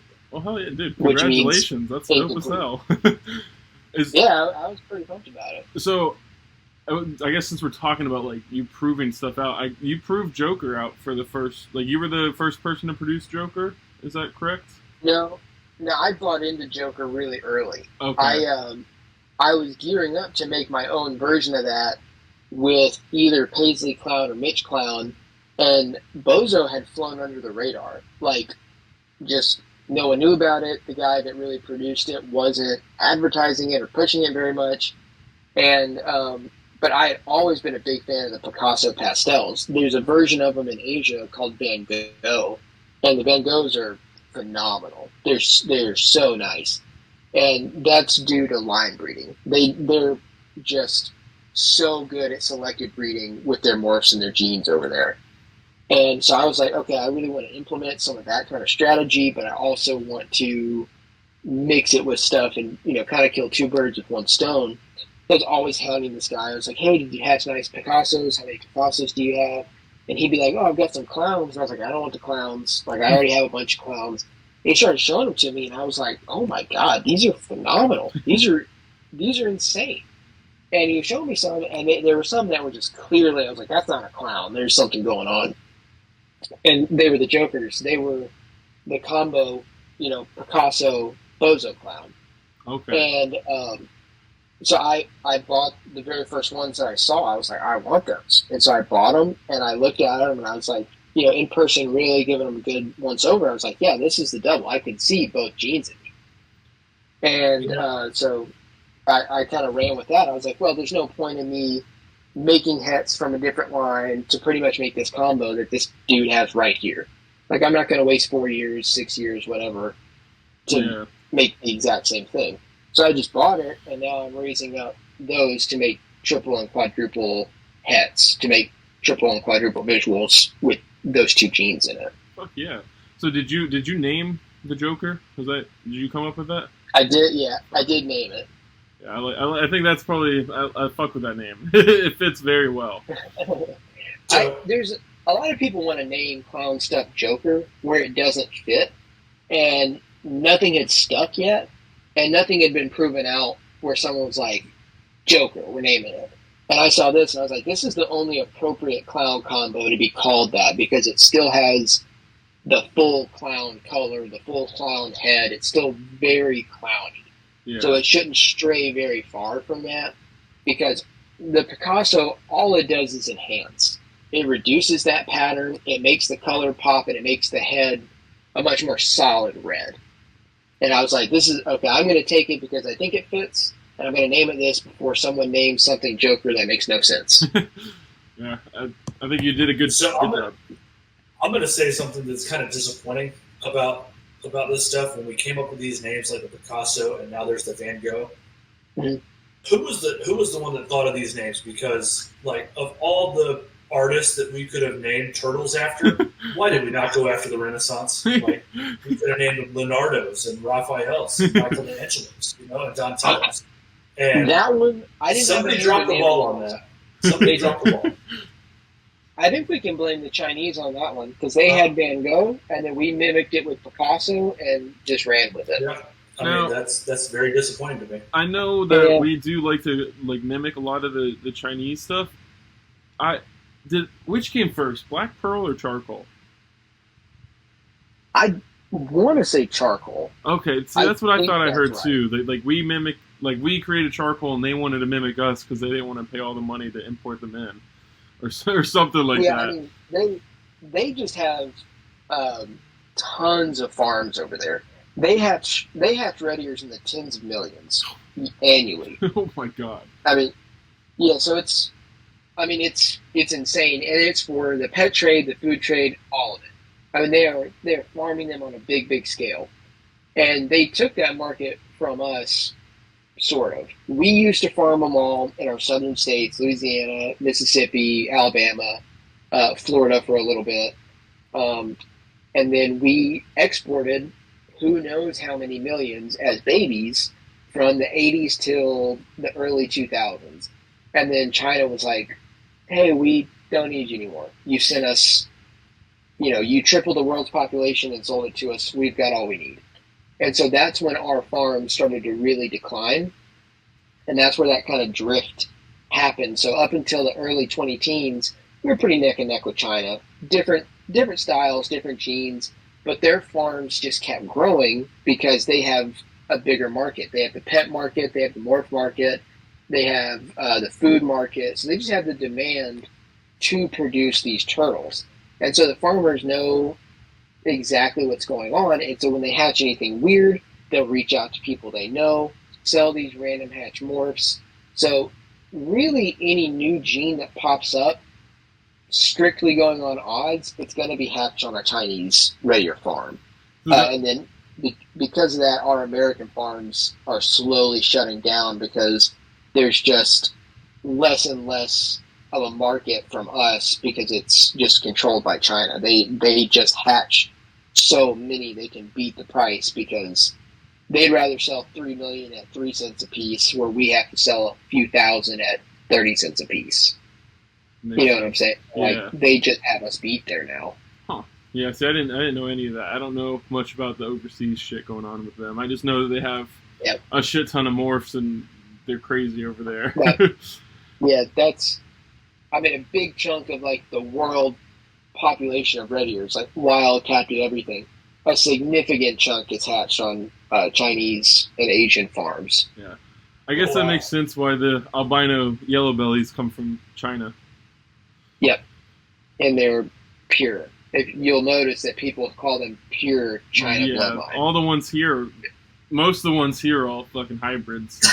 So they're annoying. all hybrids, yeah. So I guess one last morph I wanted to dive into is the pied, because I've seen a few photos of those pieds and they're dope. But are they a recessive or are they codom? Because I heard you mention that there's a pied that's codom, and I saw something about a map turtle that just got proved out, and that's a pied map turtle and it's codom. Yeah. So I'm like, what is up with the pieds and turtles? Are they all codoms or how's that work? I don't know. Are the maps codom? That's interesting because as far as I know, that pond is full of all visuals. He bought a group from this farm that's hatched those for years, and if the male is normal, sure they're codom, but I'm fairly sure that they were all pieds. He did say that the one that he posted most recently, I'm just gonna say his name. We can edit this out. Jared or whatever. The one he just posted, he said he got it from a friend in a group that proved it out and it was codom. So I don't know. Maybe it's a different pied, or he could just he got it from John, and John bred them. But John has a group of them. Okay. There's multiple pied maps in there. And I'm pretty sure the males are pied also. Maybe not. If the males are normal, sure, they're codom. But I was under the impression that his group was all pieds. Okay. From one farm. So they're, it's all or nothing type of a thing. Okay, but, makes sense. I can't say definitively if they are or are not dominant. They could be, because there's just a lot of dominant stuff popping up now. But our pieds are actually neither codominant or recessive. The pied red ears? Mm-hmm. Neither one. What? They're polygenic. Oh, really? So they're like crystal geckos. That's cool. That's so theoretically you can just line the breed the shit out of the pieds then. No, it's not. It makes them almost impossible to produce. Oh, so it's more like just random? You have to have, basically out of a het group, your odds are already low. And you have to have multiple sets of genes line up perfectly to hit a pied. Oh, okay. So damn, that makes me so less tempted to buy the group that you have for sale. Yeah, I have a possible het pied group, and it looks like I'm going to be breeding them just because they've been for sale for a long time. Because whenever we learn that it's not whatever it is not a simple recessive, it's most likely polygenic. I can't say for 1,000,000%, but the guy that breeds them, some years his het to het does. I don't want to say does well. It produces pieds, but way less, way under what your het-to-het odds should be. And then some years, with a really big het group, he doesn't hit any. And that's true for other breeders that bought in early, like Mitch Cowles, Max Morse. He has a group of them. And last year, they produced 2 pieds from the same clutch. And then every other clutch from that same female, no more pieds. And then this year, that same female, no more pieds. Damn. It's multiple clutches. So they're really, really hard to hit. So there's multiple mutated genes that have to line up for you to hit that visual, which is a bummer, just because, if you want to produce them, they're really hard to produce, but also for like combos and stuff, it would be a nightmare. You would almost never hit a combo. So I guess I guess what I just said about, I guess buying the group, like, if you wanted to produce pies, I guess theoretically buying, like, the group that you have for sale is almost like a good way to go, just because it's more than one, like, it's more than just a pair, like, you're saying, like, it's better if you have the numbers on your side with them, almost? You would need a lot of numbers. Okay. Like, yeah. And these are from that same group that produce pies. So they're either 50% possible het or 66% possible het. Okay. Because no one really knows. I would say they're 66% because at first we thought like maybe hets got mixed up and like there were some animals that weren't actually from the pie project that kind of got in there. Because so many of these turtles were producing only green babies. And we're like, okay, this isn't genetic, or turtles got mixed up. And then later on, those same groups in the same pairings did produce pies. So it was like, okay, how did they produce nothing for years? And then some random season and egg hatches, and it's clearly a pie. Huh. And so I would say they're 66% het pied, het to het, or whatever the odds are for polygenic stuff. I don't know the odds for that stuff off the top of my head. Wow, I would have never in a million years expected a polygenic turtle morph. I could tell you that much. Yeah, but it's the only one, so we don't know what to do with it. We're not sure what it means for the future of that gene. Yeah, I mean, we could look back at this episode in 10 years and be laughing at ourselves because this was just we were way wrong. Damn. Wow, that's pretty eye-opening right there. I'd never imagined that. It's like the ultimate headache right there. Yeah, honestly, the whole fucking morph game in the Red Ears seems like a headache. It just seems like so much shit's mixed up and it's great. Yeah. Now, more reason to like normals. Now, I kind of want to go back into the China talk a little bit. Like, I've heard that the China market has crashed recently, and I don't know. I think maybe it was you I was talking to about it, and I mentioned that like I've heard it was because of COVID, and you said it maybe wasn't because of COVID, or like what's going on? Yeah, it definitely has crashed pretty hard. The prices are coming down. The demand is coming down. The market itself is just slowing down. Mm-hmm. Really similar to what happened to us 2 or 3 years ago, where you couldn't sell a turtle to save your life. Just no one had the money to do it. Nobody was interested enough in it. And for us, we're slowly creeping back in. A lot of us are having more success in the retail space than we have in the past. Not like it's not booming, but there are more people buying pets and things like that. But yeah, in China, for whatever reason, the market is crashing over there, and these animals that were $40, $50, $60, $100,000 are nowhere near that price point anymore. Goddamn. So, you're exporting you're exporting out of country, right? Or do you export? I haven't this year. Okay, but you have before? I sell to an exporter. Okay. And he has clients and everything, and there's a paper trail and a track record that says like I produced them and I've got all my licenses and permits, and so I sell them to him and then he exports them. And so since the China market has kind of started crashing, have you noticed that like any other countries have kind of started picking up in the turtle game a little bit more since China's coming down, or have you not really a thing? Indonesia has a few guys coming up. There are people there. I haven't done any direct business with those people. I've talked a little bit to them, but again, I haven't shipped anything there. I haven't imported anything from there. But they seem to be farms opening up, people down there getting more pets, and I can tell that the morph, if I was to take a guess, the morph market is going to move there, and there will be buyers in that part of the world because they're starting to just hybridize everything. So they're wanting more designer animals, and they just haven't had enough import from the American breeders or the Chinese breeders, whatever it might be. Yeah, but they're starting to try higher end animals, but they don't have all the genetics that have already been established yet.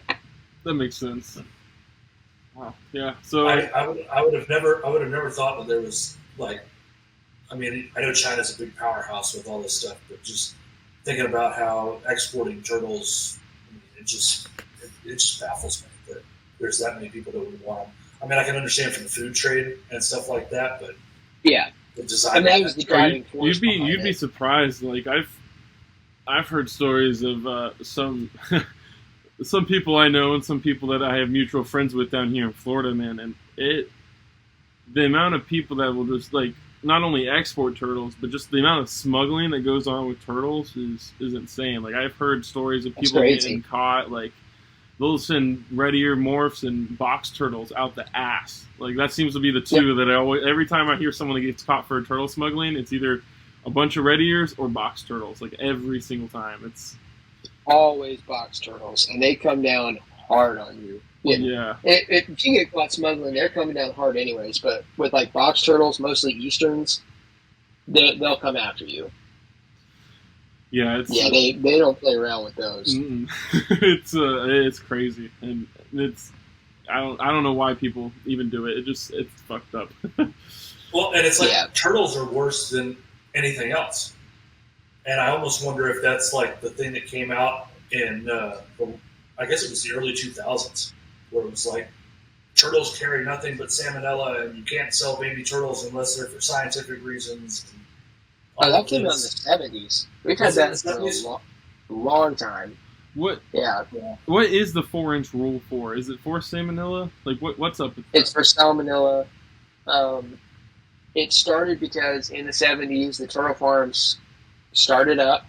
They were selling mostly for the food trade to Asia, but they were also selling to pet stores because they're like, these things are super cute, and pet stores were willing to buy them. Kids were taking baby turtles, put them in their mouth, and they would run around because they thought it was funny and it tickled, and like people would see how long, like who can keep their turtle in their mouth the longest, and they would get salmonella because they let a turtle run around in their mouth, and that's just disgusting. But it's like if that's the equivalent of just picking up any animal and just licking it. Yeah. So if you do that with any other reptile, you probably also get salmonella.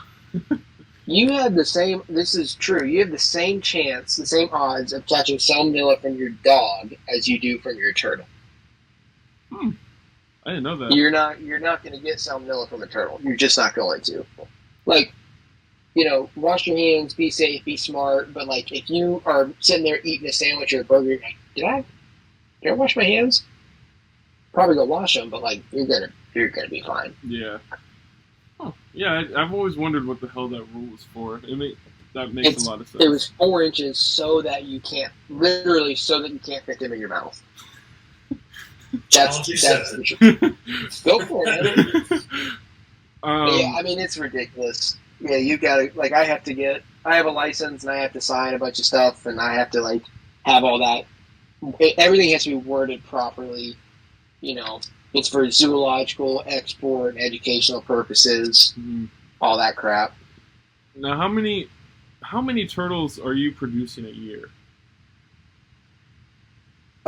This year, I only produced. I still have a decent amount left. I really don't know. I think I only produced around like 400 and something this year. Only produce 400. That's crazy. I guess like in the turtle game, like I guess that's not a ton. Like I know people that produce like thousands, but that's still a shit ton of turtles, man. It's a bunch. It's a lot of babies. So if someone was trying to get to where you are in the game, like someone wants to invest in the turtle game, what are some like pros and cons you'd give them into like what you maybe some good morphs to go into versus like I would say first of all, clowns are king. That could change, but for right now, clowns are king. Clown combos are king. That's where everything is headed. For a long time, everything we've produced has ended up being just a blank, patternless turtle. That might be all white, it might be all black, it might be kind of a grayish, greenish color. Most everybody's tired of that. We want that's why the Joker was a big deal to me, because it was the first combo that was like, look, it got prettier. We didn't take anything away from it. We just added to it. Yeah. Like, I mean, but the Cosmics and the Jokers, well, the Cosmics, the Jokers, and the Paradox Clowns are the three first combos that really actually took these two genes and blended together to make something new that, like, it blended well, it looked good, and came out the way that you want it to come out. It didn't, nothing canceled each other out, nothing washed each other out. So, if I was giving someone advice on like where to start, like, you want to be a breeder, you want to produce a bunch, keep that in mind. Look at what other people have already done already that worked. Look at what did not work. So keep that in mind, but also, with that in mind, go the direction that you want to go. Take the genes that you like, and if you really like this gene and you really like this gene and you just want to see what they look like together, breed them together. Make that combo, see what happens. It might not sell very well. It might be one of the most fantastic combos anyone ever made. You got to try it. But all that being said, I guess, with what you invest in, right? Like right now, the market's kind of down, prices are kind of low, but I would invest in clowns and clown combos and be prepared not to produce more of what you just bought, but play the long game and breed them to other morphs and make new combos. Yeah. The biggest piece of advice I would give somebody, no matter what you're going to get into, is spend the money, buy adults, and buy multiple. Because many times, it's happened to me, it's happened to a lot of friends, I've seen it firsthand. You'll get, a 1.2 or a pair or whatever, whether they're adults or they're babies or whatever. And you could spend $300 on them, you could spend $3,000 on them, it doesn't matter. You just spent a significant portion of money on this project that you want to pursue, but you've placed all your hope on two very fragile baby turtles. Baby turtles are so finicky. Anything could go wrong like that. They could be eating the next night, you come turn the lights on the next day, and one's upside down floating. And not to be morbid, but that's just the nature of the beast. If you're going to invest and you're really serious and want to produce these animals, buy an adult, buy a hardy animal, put your money somewhere where you have the best chance of success, and buy multiple of them. You can buy a pair of proven breeders, but it's like I said, males are very picky. Red-ear males will probably breed that one female, but I mean, I've got ponds this year that didn't produce any fertile eggs, and the females are 10 inches and the males are 5, and they just didn't like each other. They weren't about it. So, don't go crazy and spend way more money and get way in over your head, but it's better to buy like a 2.4 of adults than to buy 15 babies, because you're gonna get babies sooner. You're gonna hit the ground running more or less, and your odds of success of keeping the group that you started with are way higher. If you get 15 babies, by the time they're all breeding adults, you're not going to have 15. You have to get all 15 from that group, from that fragile hatchling stage all the way up to breeding stage, and then through that harsh winter, and just cross your fingers and hope they all make it. So, spend the money, get adults, and get more than you really want to get. Get a safe group, add some cushion to it. Now, is there, going back to ball pythons, I guess, since we're talking about morphs, I know in the ball python game, usually there's like morphs that people like to stay away from, because they're not really going to make good combos, and they're not going to really, it's just not worth the money to invest in. Obviously that depends on who you talk to, but is there any morphs like that in the red-ear slider game that you personally don't think make good combos, or like you personally stay away from? I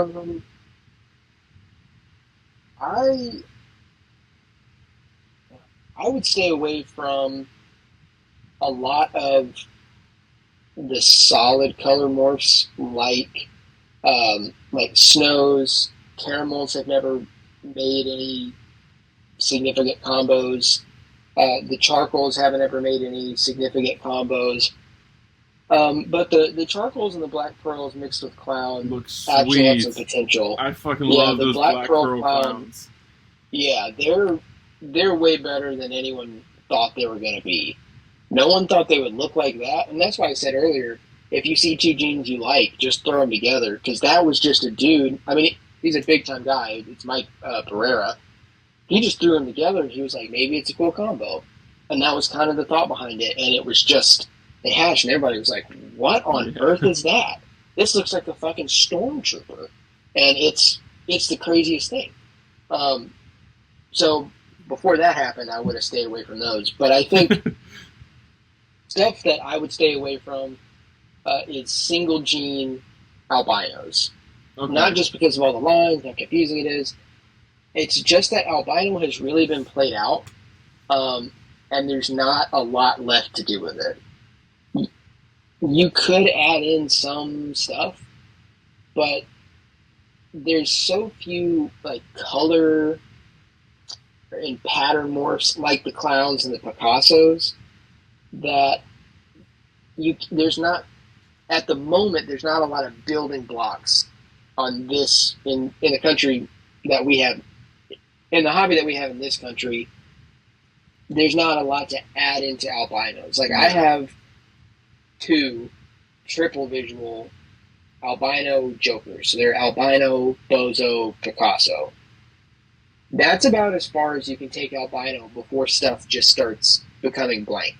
And you just have a patternless, kind of boring type animal. Makes sense. And no offense to anybody who likes those, they're not my cup of tea. I like a lot of pattern, a lot of color. And, you know, if I mixed any other gene into that triple with the albino in it, I don't think I would either see any difference or I definitely wouldn't enhance it. And because I wouldn't enhance it, I would just stay away from it.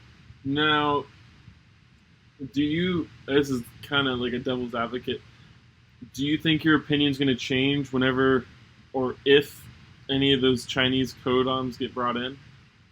Like, do you think then that like it might be a good idea to like start working with single gene albinos to mix in with the new codons and see what gets made? Yeah, absolutely. I mean, like with what we have right now, I wouldn't do it. Okay. Just because with what we have, we've had a lot of these single gene recessives for a very long time. Yeah. So a lot of stuff's been done, or a version of it's been done that will let you know, it's not really worth my time. But there's 10 to 20 codominants over there that we don't have, and I've seen most of them, and I've seen combinations of a lot of them, and they're very different from everything that we have. So it would be, I think, definitely would change my opinion on it because it would almost be resetting. Like hitting the reset button. Yeah. Because now you can add in stuff that we've never had the opportunity to add in, and it doesn't even look even remotely similar to stuff that we've had access to in the past. Yeah, that's a good point.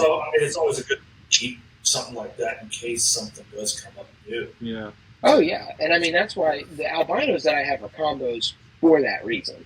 So when something new comes, I'll have multiple genes to throw into that project and see how the all gene animal looks and how the doubles look and the triples look and every different type of version. Yeah, I feel like for the most part, like all the morphs that are overseas that we don't have are all codons, so it'll be really easy to just put those in with you don't have. It'll be so easy to add those into other combos. It's so long as you already have the triples and the quad visuals, you just throw in the codon and you have brand new 4 or 5 gene morphs.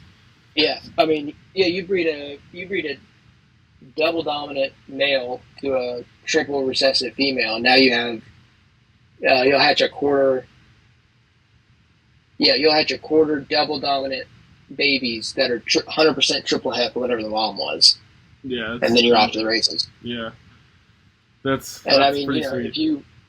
if you feed your turtles like I feed them, give it 18 months, and they're having babies. Yeah, I was mind blown. I think because I was asking you what's like the youngest one you have ready to breed, and I think you told me it was like 11 or 12 months you had a one ready to breed. It was a male, and then you had a female at like 15. Yeah, I've got 3 males. I've got a bunch of males right now that are from last year. I invested in the whole Bozo line about November of last year. And so in November, December, and January, I was getting them quarter-sized, and probably 6 or 7 of those males are 5 inches and ready to breed. That's crazy. And then the males that I hatched myself, I've got some that I hatched in June of last year. And I put them in the big breeding pond in July, maybe in June. They were 11 or 12 months. Oh, wow. And they were, 5 inches, big tail, big claws, and they were out there doing their thing. Now, what about your females? Like, what's the youngest breeding females you have? Like around 18 to 20 months.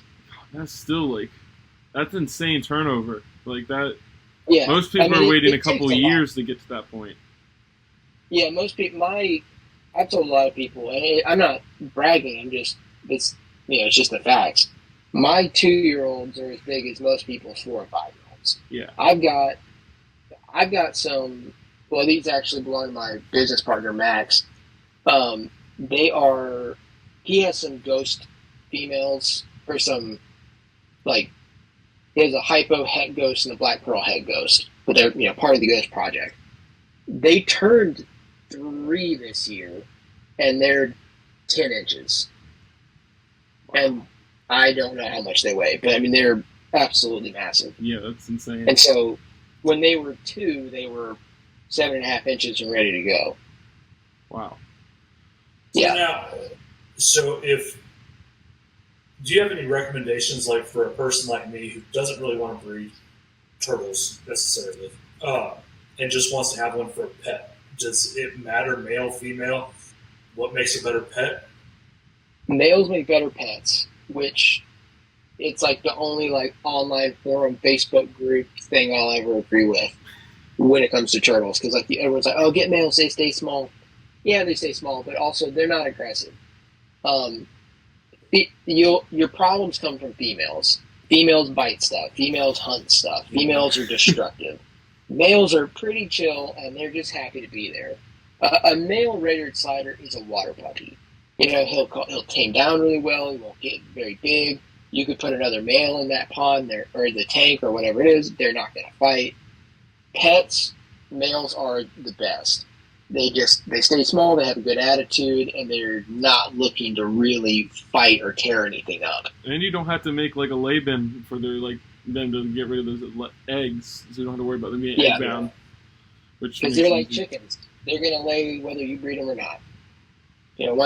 If you don't cycle them, you'll prolong that a good ways, 4, 5, 6 years.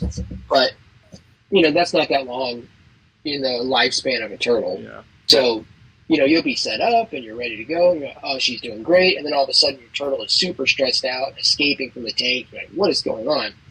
And now you're running to Home Depot or Lowe's, and you've got a midnight nest box project that you've got to get buttoned up right now.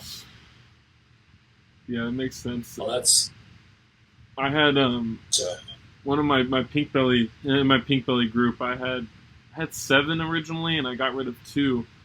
And I sold off a female because she got her tail nipped off, by another female, clean off, and she's doing fine. It's fine, but I was just I don't want to risk breeding her and then that egg complication with the tail and everything. So I just gave her to a good buddy of mine, and she's doing great. But hopefully, when the time comes, she can actually pass the eggs, because I've always been worried about that. Yeah. I've had several that have been bitten almost all the way to the cloaca, and they lay fine. Yeah, this one's right to the cloaca. Yeah, if they go past that and damage the actual cloaca itself or the vent, you might have issues. There might be some tearing, which would prevent her from wanting to lay that egg. Mm-hmm. because now it's legitimately painful in a different sense. Like it's a type of pain that shouldn't be there. Yeah. But yeah, females, 100%. If you have a bully in your tank, it's a female, always. Yeah, I agree with that. I have had one yellowbelly slider male that was a bully, but I mean, there's always going to be one case scenario where it's different. Yeah, the males, the only time they do anything aggressive is when they're trying to breed. They bite the neck and the head, Mm-hmm. and it's the best way to describe it is there's limited space in a turtle shell, and if one part goes in, another part's got to come out. And so a big male, being a turtle, understands that. And so what they'll do is they'll mount the female, and they'll bite at her head, because if her head goes in, her tail has to come out, because there's only room for one or the other. And so what they're doing is they're biting that head to get her to keep tucking in this way, and it pushes the back end out, and then they can breed them. Damn, and that's the whole reason behind males biting at the head. Huh. Yeah, I've never put that together. That makes a lot of sense. They're trying to condense the front so the back has to make room, and then they do their thing. Yeah, fuck yeah. So I think I have a couple more wrap-up questions. Kind of wanted to go into the Clown Yellowbelly project and where that's heading and what's going on with that. Is that a recessive? Is it a codom? Has it been mixed with albino yet? No, they're as far as I know, nobody has actually gotten fertile eggs from any clown yellowbellies. Okay. I have one buddy that has a pond with some of the integrated albino yellowbellies and some clowns, but he wasn't sure who laid the clutch. And they look to have a little bit of red ear in them. So we're assuming they came from the hybrids. But, since they were all green, it's very possible that a clown female laid them. But unfortunately, they're now mixed with a hybrid gene, so that's kind of a bummer. With the ones that we're working with specifically, this is the first year that I brewmated the adult female that we have her paired with a big mature male. Is that male a clown or a normal? No, he's a normal. Okay. So usually with random genes like that, or new genes, or whatever you want to call it, people will be like, oh, I need to get a pastel or a clown to breed to this pastel or clown, but you don't want to do that, because then if it proves out, it's kind of like breeding two albinos together. Now you don't know what you got. So you want to single it out, and then once you have it singled out, you're like, this is this gene, 100%, can't be denied. Now you can start to mix it into other stuff. Okay. But she didn't lay this year. And so we, actually Max, again, he bought a group of the pure yellowbellies, the albino yellowbellies, and, they started teeny tiny, got them in October. Two of the males are probably 5 inches now and drop tails, and it's like, might try that. Then take the normal out and put those two males in there and see if we can make some 100% double heads this year. That'd be sick. So yeah, they would be the first confirmed het clown yellowbellies. So I've always been, or at least until like last week, I've always been under the impression that like you and maybe like 2 or 3 other guys have clowns, and I've been told that like they haven't been bred, but yet like I can go on Fauna and like I know like from like back in like 2013, like you can find a ton of listings of like hatchling clowns and like juvenile clowns. Like, are those the clowns that y'all have now, or were those proven out? The clown yellowbellies? Yeah, clown yellowbellies. Like I feel like around 2012, 2014, like I've seen you'll find a lot of clown yellowbellies on Fauna. Yeah. So back then we still had more farms than we do now producing, and they just hatch randomly on farms out of sheer volume. They would randomly hatch, genetic stuff, or not genetic stuff, but they would randomly hatch stuff that could or could not be genetic, has to be proven out, all that. But yeah, a lot of those are the ones that some of us have. I know one buddy of mine has one that's like, she's like 12 years old, but she just never been bred, not in a she won't breed type scenario, just never tried it. And he finally got her from basically a collector and is attempting to breed her. The one that I have here, she was a slow grower. I think she was hatched in 2018 or 19, maybe. Mm-hmm. So she's a very slow to average grower, not as fast as we like to grow them, but she's like 8 inches and really hefty. But yeah, a lot of those from back then are some of the ones that are still around. Very, very few yellowbelly clowns actually make it to adult breeding size. Oh, wow. They'll last a long time, but there's a lot of dwarfism. They just don't. They hit 3.5, 4 inches, and they just quit growing. That's weird. Huh. Yeah, and it can happen in redier pastels, like from farms, like not genetic, not proven, where they're growing fine, and they just kind of hit that ceiling and they plateau. But it's really common in yellowbellies. So having one that reached breeding size is already an accomplishment. So if we can get her to breed, that's even better. So do you just have the one now? Because I know you've sold a couple like recently. So are you just working with the one? And why did you? And you don't really have to go into details, but what made you like kind of quote unquote give up on that project?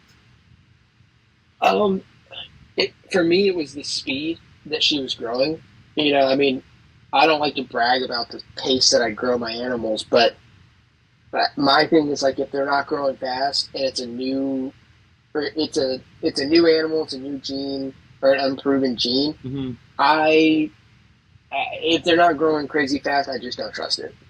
And that's not always been the case, but you know, it proves out sometimes and sometimes it doesn't.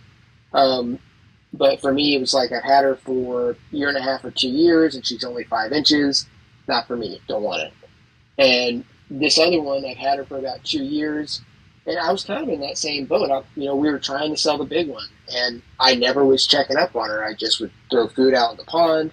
I could see her up and eating. She's totally healthy. And someone asked to get pictures of her one time that was interested in acquiring her, and I picked her up, and I was like, oh my God, this is an adult. Like, I just left her alone for like a year. I was like, holy shit, she got huge. And so I was like, nope, not for sale. She's big. And, we went and bought a male and made a breeding pond, and now we're, going to try to prove that out. Yeah. Well, fuck it. Hopefully that proves out, because I love the look of the clown. I love the look of kind of everything clown, but especially the yellow bellies and another clown one that are so unique. Another clown one that honestly my favorite clown is the painted turtles that you're working with. Oh yeah, actually, I don't have any anymore. Oh really? Okay. Yeah.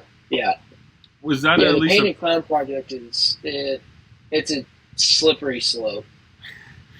It's not. It's just kind of almost the same thing with yellow bellies. It just hasn't been proven out yet. Yeah, there's a lot of dwarfs. There's a lot that they'll make it to that. Well, 3 or 4 inches big for a painted turtle, so they'll make it to that same kind of equivalent, like that 3-inch mark maybe. And they usually don't dwarf it and stop growing. A lot of them will just kind of peter out at that size. Like, they don't really get sick. They just kind of become lethargic and they stop eating, and then they just kind of, like I said, they just kind of peter out and expire. Yeah. There's only a few that have really gotten up to size. My female, I got her to 6 inches in 2 years. Damn, that's a big-ass painted turtle. Yeah, she was big. And then she had some kind of a kidney infection. And I lost her to that. So that was a huge bummer. Because she was set up to overwinter this past winter for the first time. So I wasn't expecting eggs because she was big but young. So maybe. But no, she had an infection, and we did everything we could. She had a feeding tube in there. I was having to feed her like twice a day and flush water, and she started to get better. And was kind of on that upswing. And then I just went to do her afternoon feeding one day, and she was gone. Damn, that sucks. Man. Yeah, but it definitely sucks. But unfortunately, it's not that uncommon with the painted turtles. It's just the way it is with when you get a random hatch animal like that. You don't know how stable they are. Yeah, because either it's a genetic morph and it's just a color thing, or something is actually not right, and that's why they appear that way. That makes sense. Yeah. My theory on the pastel stuff, that like why it's not healthy, is when one little thing goes wrong in incubation, if they're not a genetically viable animal, whatever gets switched on or off, while that animal is forming, if something vital goes wrong, the colors go crazy in the incubation so that they're predated like that out of the egg. They're picked up quicker by predators. I think it's related. It's not proven. It's not a true theory. It's just my theory. They're a weaker animal. They're not meant to breed. So the way they're designed is, if everything doesn't line up perfectly, then then it's like if you miss a step, then the rest of it kind of skewers off or whatever. That's a good theory. Because of that, it's like a chain reaction where the rest of the process has now been skewed, and so the rest of the animal doesn't look normal. And because of that, a fish or a bird or whatever is going to pick them up and take them out of the gene pool really, really quickly. Huh. But farms and captive breeding, we see them, we're like, oh my god, it's a brand new morph. And then you have these animals that don't thrive. They get sick very easy. They're dwarfs, And I think that has a lot to do with it. So is there any other besides red ear, like turtle morphs that you're working with? Are you working with any like the albino painteds or anything like that? I guess you're working with albino yellowbellies, right? Yeah, I have the albino yellowbellies. They aren't. I mean, like I said, I only got them in October. They're not quite ready to breed. There's two females that are closed. The males are pretty much ready, so that's a next year thing, or a 25 going into 26 thing. So we're trying to breed those to the clowns, but other than that, no, I'm just sticking with the red ears and kind of riding it out right now because it's a little tough trying to breed and sell solely retail with no export because the Chinese market, they're not buying. But the market has always, it's got its ups and downs like any other market. And so right now it's a good time to take a step back, spend your time on breeding new morphs to make new combos, and prepare yourself for that upswing when you have just a plethora of new things to bring. So, I mean, this year I got 4 or 5 new combo projects off the ground because I'm not going to sell a bunch of turtles this year, so I should make a bunch that in the future are going to bring a whole new wave of combos to the hobby. Yeah. Oh, yeah, man. Makes sense. I mean, Chad, do you have any wrap-up questions or anything before? I'm still trying to wrap my head around the morph thing because I'm still confused about that. So sorry I've been quiet for a little while. I'm just trying to process all that because that was a lot, especially not being a huge turtle guy. So it was a lot for me, man. Yeah. I learned a lot. I mean, I appreciate everything. I'd love to potentially get the opportunity to come up there and see what you got going on because it sounds like a pretty neat place. Come up for a tour anytime, man. Yeah, man. I'm really close to like the Alabama-Tennessee border. I'm probably 45 minutes north of it. Yeah, awesome. Yeah, so I mean, I'm down in Huntsville, so I'm not too terribly far. So. Oh yeah, man, you're about an hour from me. Oh, huh? Yeah. Yeah. Right down the road. I think one wrap-up question that I really wanted to ask is there any like practices or like things in this community that we do as a community that you just don't agree with that you think needs to be changed? I think it's really hard for outsiders to really get welcomed in. I think if you come in as just someone who sees something on TikTok or Instagram or YouTube or whatever platform, and it can be any reptile, for me particularly, obviously it's the turtles, but you can be a complete outsider, you don't know anything, and you try to get involved, and if you asked any of these questions to just the wrong guy, you're going to get absolutely laughed out of that text message. They're going to be like, don't text me, don't ask me these questions again, I don't have time for you, I'm so much better than you. Yeah. You couldn't have asked a stupider question. And then people are so put down, and that's really frustrating because, I mean, it's like you guys said, everything I've said is complicated. Genetics are complicated. Yeah. Yeah. It's so hard to keep track of.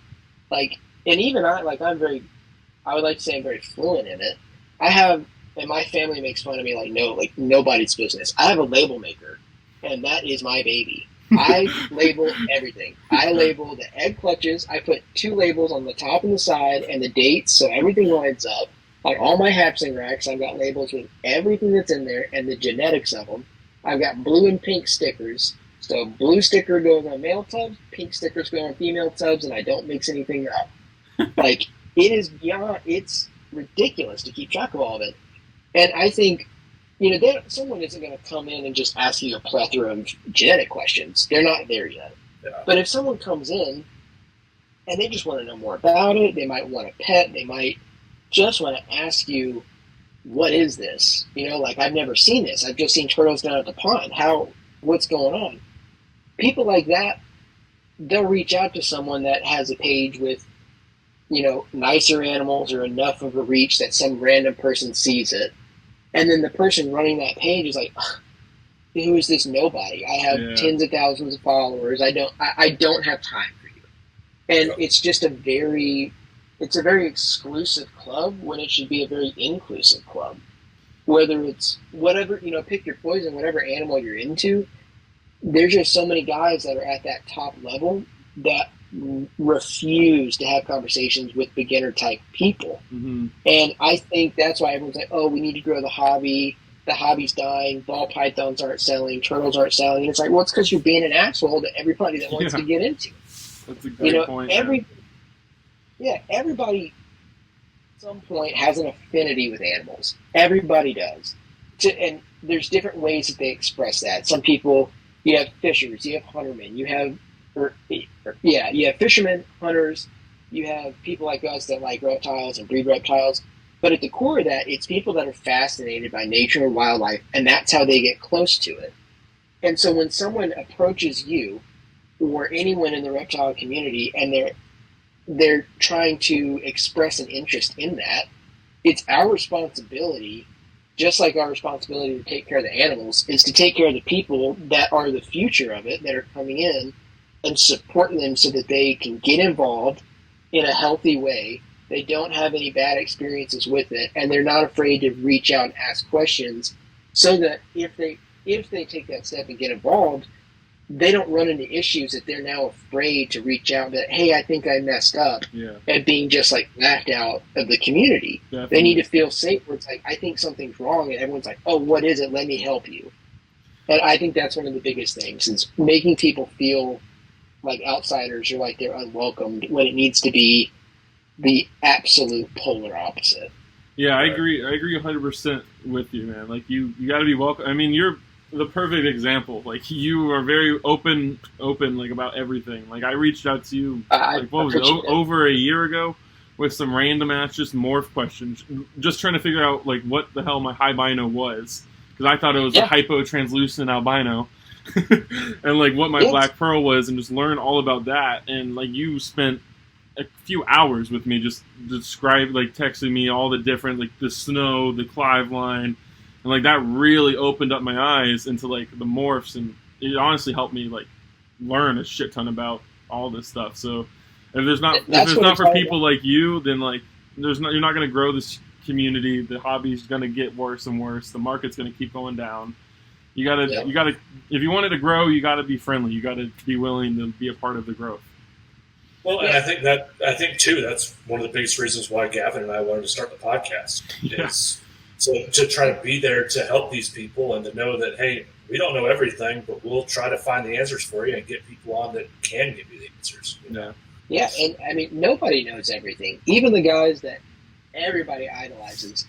There's stuff they run into on a daily basis that they've never seen before. 100%. They just won't tell you that. Yeah. Well, I guess with that, man, is there anything you'd like to add or mention or shout out before we call it an episode? No, I mean, I guess not. I mean, I'm really grateful for you guys having me on. Anybody that'll let me talk about turtles for 2 hours, I'm all in. But thank you for coming on, and honestly, we'll probably have a future episode with you because there's probably a shit ton of stuff we missed. Yeah, and I might actually be more conversational. Yeah. Anytime. And you're welcome to come check out the whole operation whenever you want, man. I mean, you've got a way to contact me. You can message me here. You've got, my Instagram and all that stuff. We can set that up for sure. Sounds good. I'll get to go there before Gavin. But thank you so much for coming on, Patrick. It was a great time. Absolutely. You definitely taught me a shit ton about turtles, and I assume you taught a lot to Chad. So we really appreciate it. Hopefully the viewers come out and learning something as well. Well, I hope so. It's my pleasure. It was a great time. Yeah, thank you so much, man. We'll have to have you on again. See you, I look forward to it. Yeah. That was a lot. That was holy crap. Yeah, that's what I'm talking about with the turtle episode. That's what I'm talking about. I'm trying to catch on to some stuff, but you guys are like, Hibino, this, that. And I'm sitting here going, why are they named after the wrong artists? I just learned today that Hibino is not a hypoalbino. Hypoalbino. Like, I learned that too. I was like, what? It's like, I'm gonna have this is gonna be. What Hibino is. I can't tell you what Hibino is, but I'll find out, and I know it's not an albino. So I'll call people out on it. I always I edit the podcast, so I always have to watch them through, and I always watch them through when they go live. But this is going to be an episode I probably watch like 3 or 4 times just to keep learning all this knowledge because it was. I just want to look at myself just looking completely baffled the entire time. Like, what? But yeah, that was a great episode. Can't thank Patrick enough for coming on. If you guys don't already go, I'm gonna put his social medias up right here. Southern Sliders is his Instagram, his Morph Market, maybe his Facebook. I don't know. I'll put his Facebook up right here if it's different. But go follow Patrick if you're looking for some nice Ready or Slider morphs. Definitely hit him up. He's the man. He's one of the top people running the game right now in the Ready or Slider morphs. And I didn't know he's only been doing it for 5 years, and he's up there, and that's pretty impressive. It's also more proof that if you put the time and effort into it, you can get there too. Yeah, 100%. So hopefully you guys enjoyed this episode. Like the video if you haven't already. Go ahead and comment down below what you think. Anything you guys learned or anything, let us know down in the comments. Any new guests you'd like us to come on, let us know. And with that, we'll see y'all next week. It's Saturday at 12 p.m. Yeah. All right, guys. Have a good one. See you guys.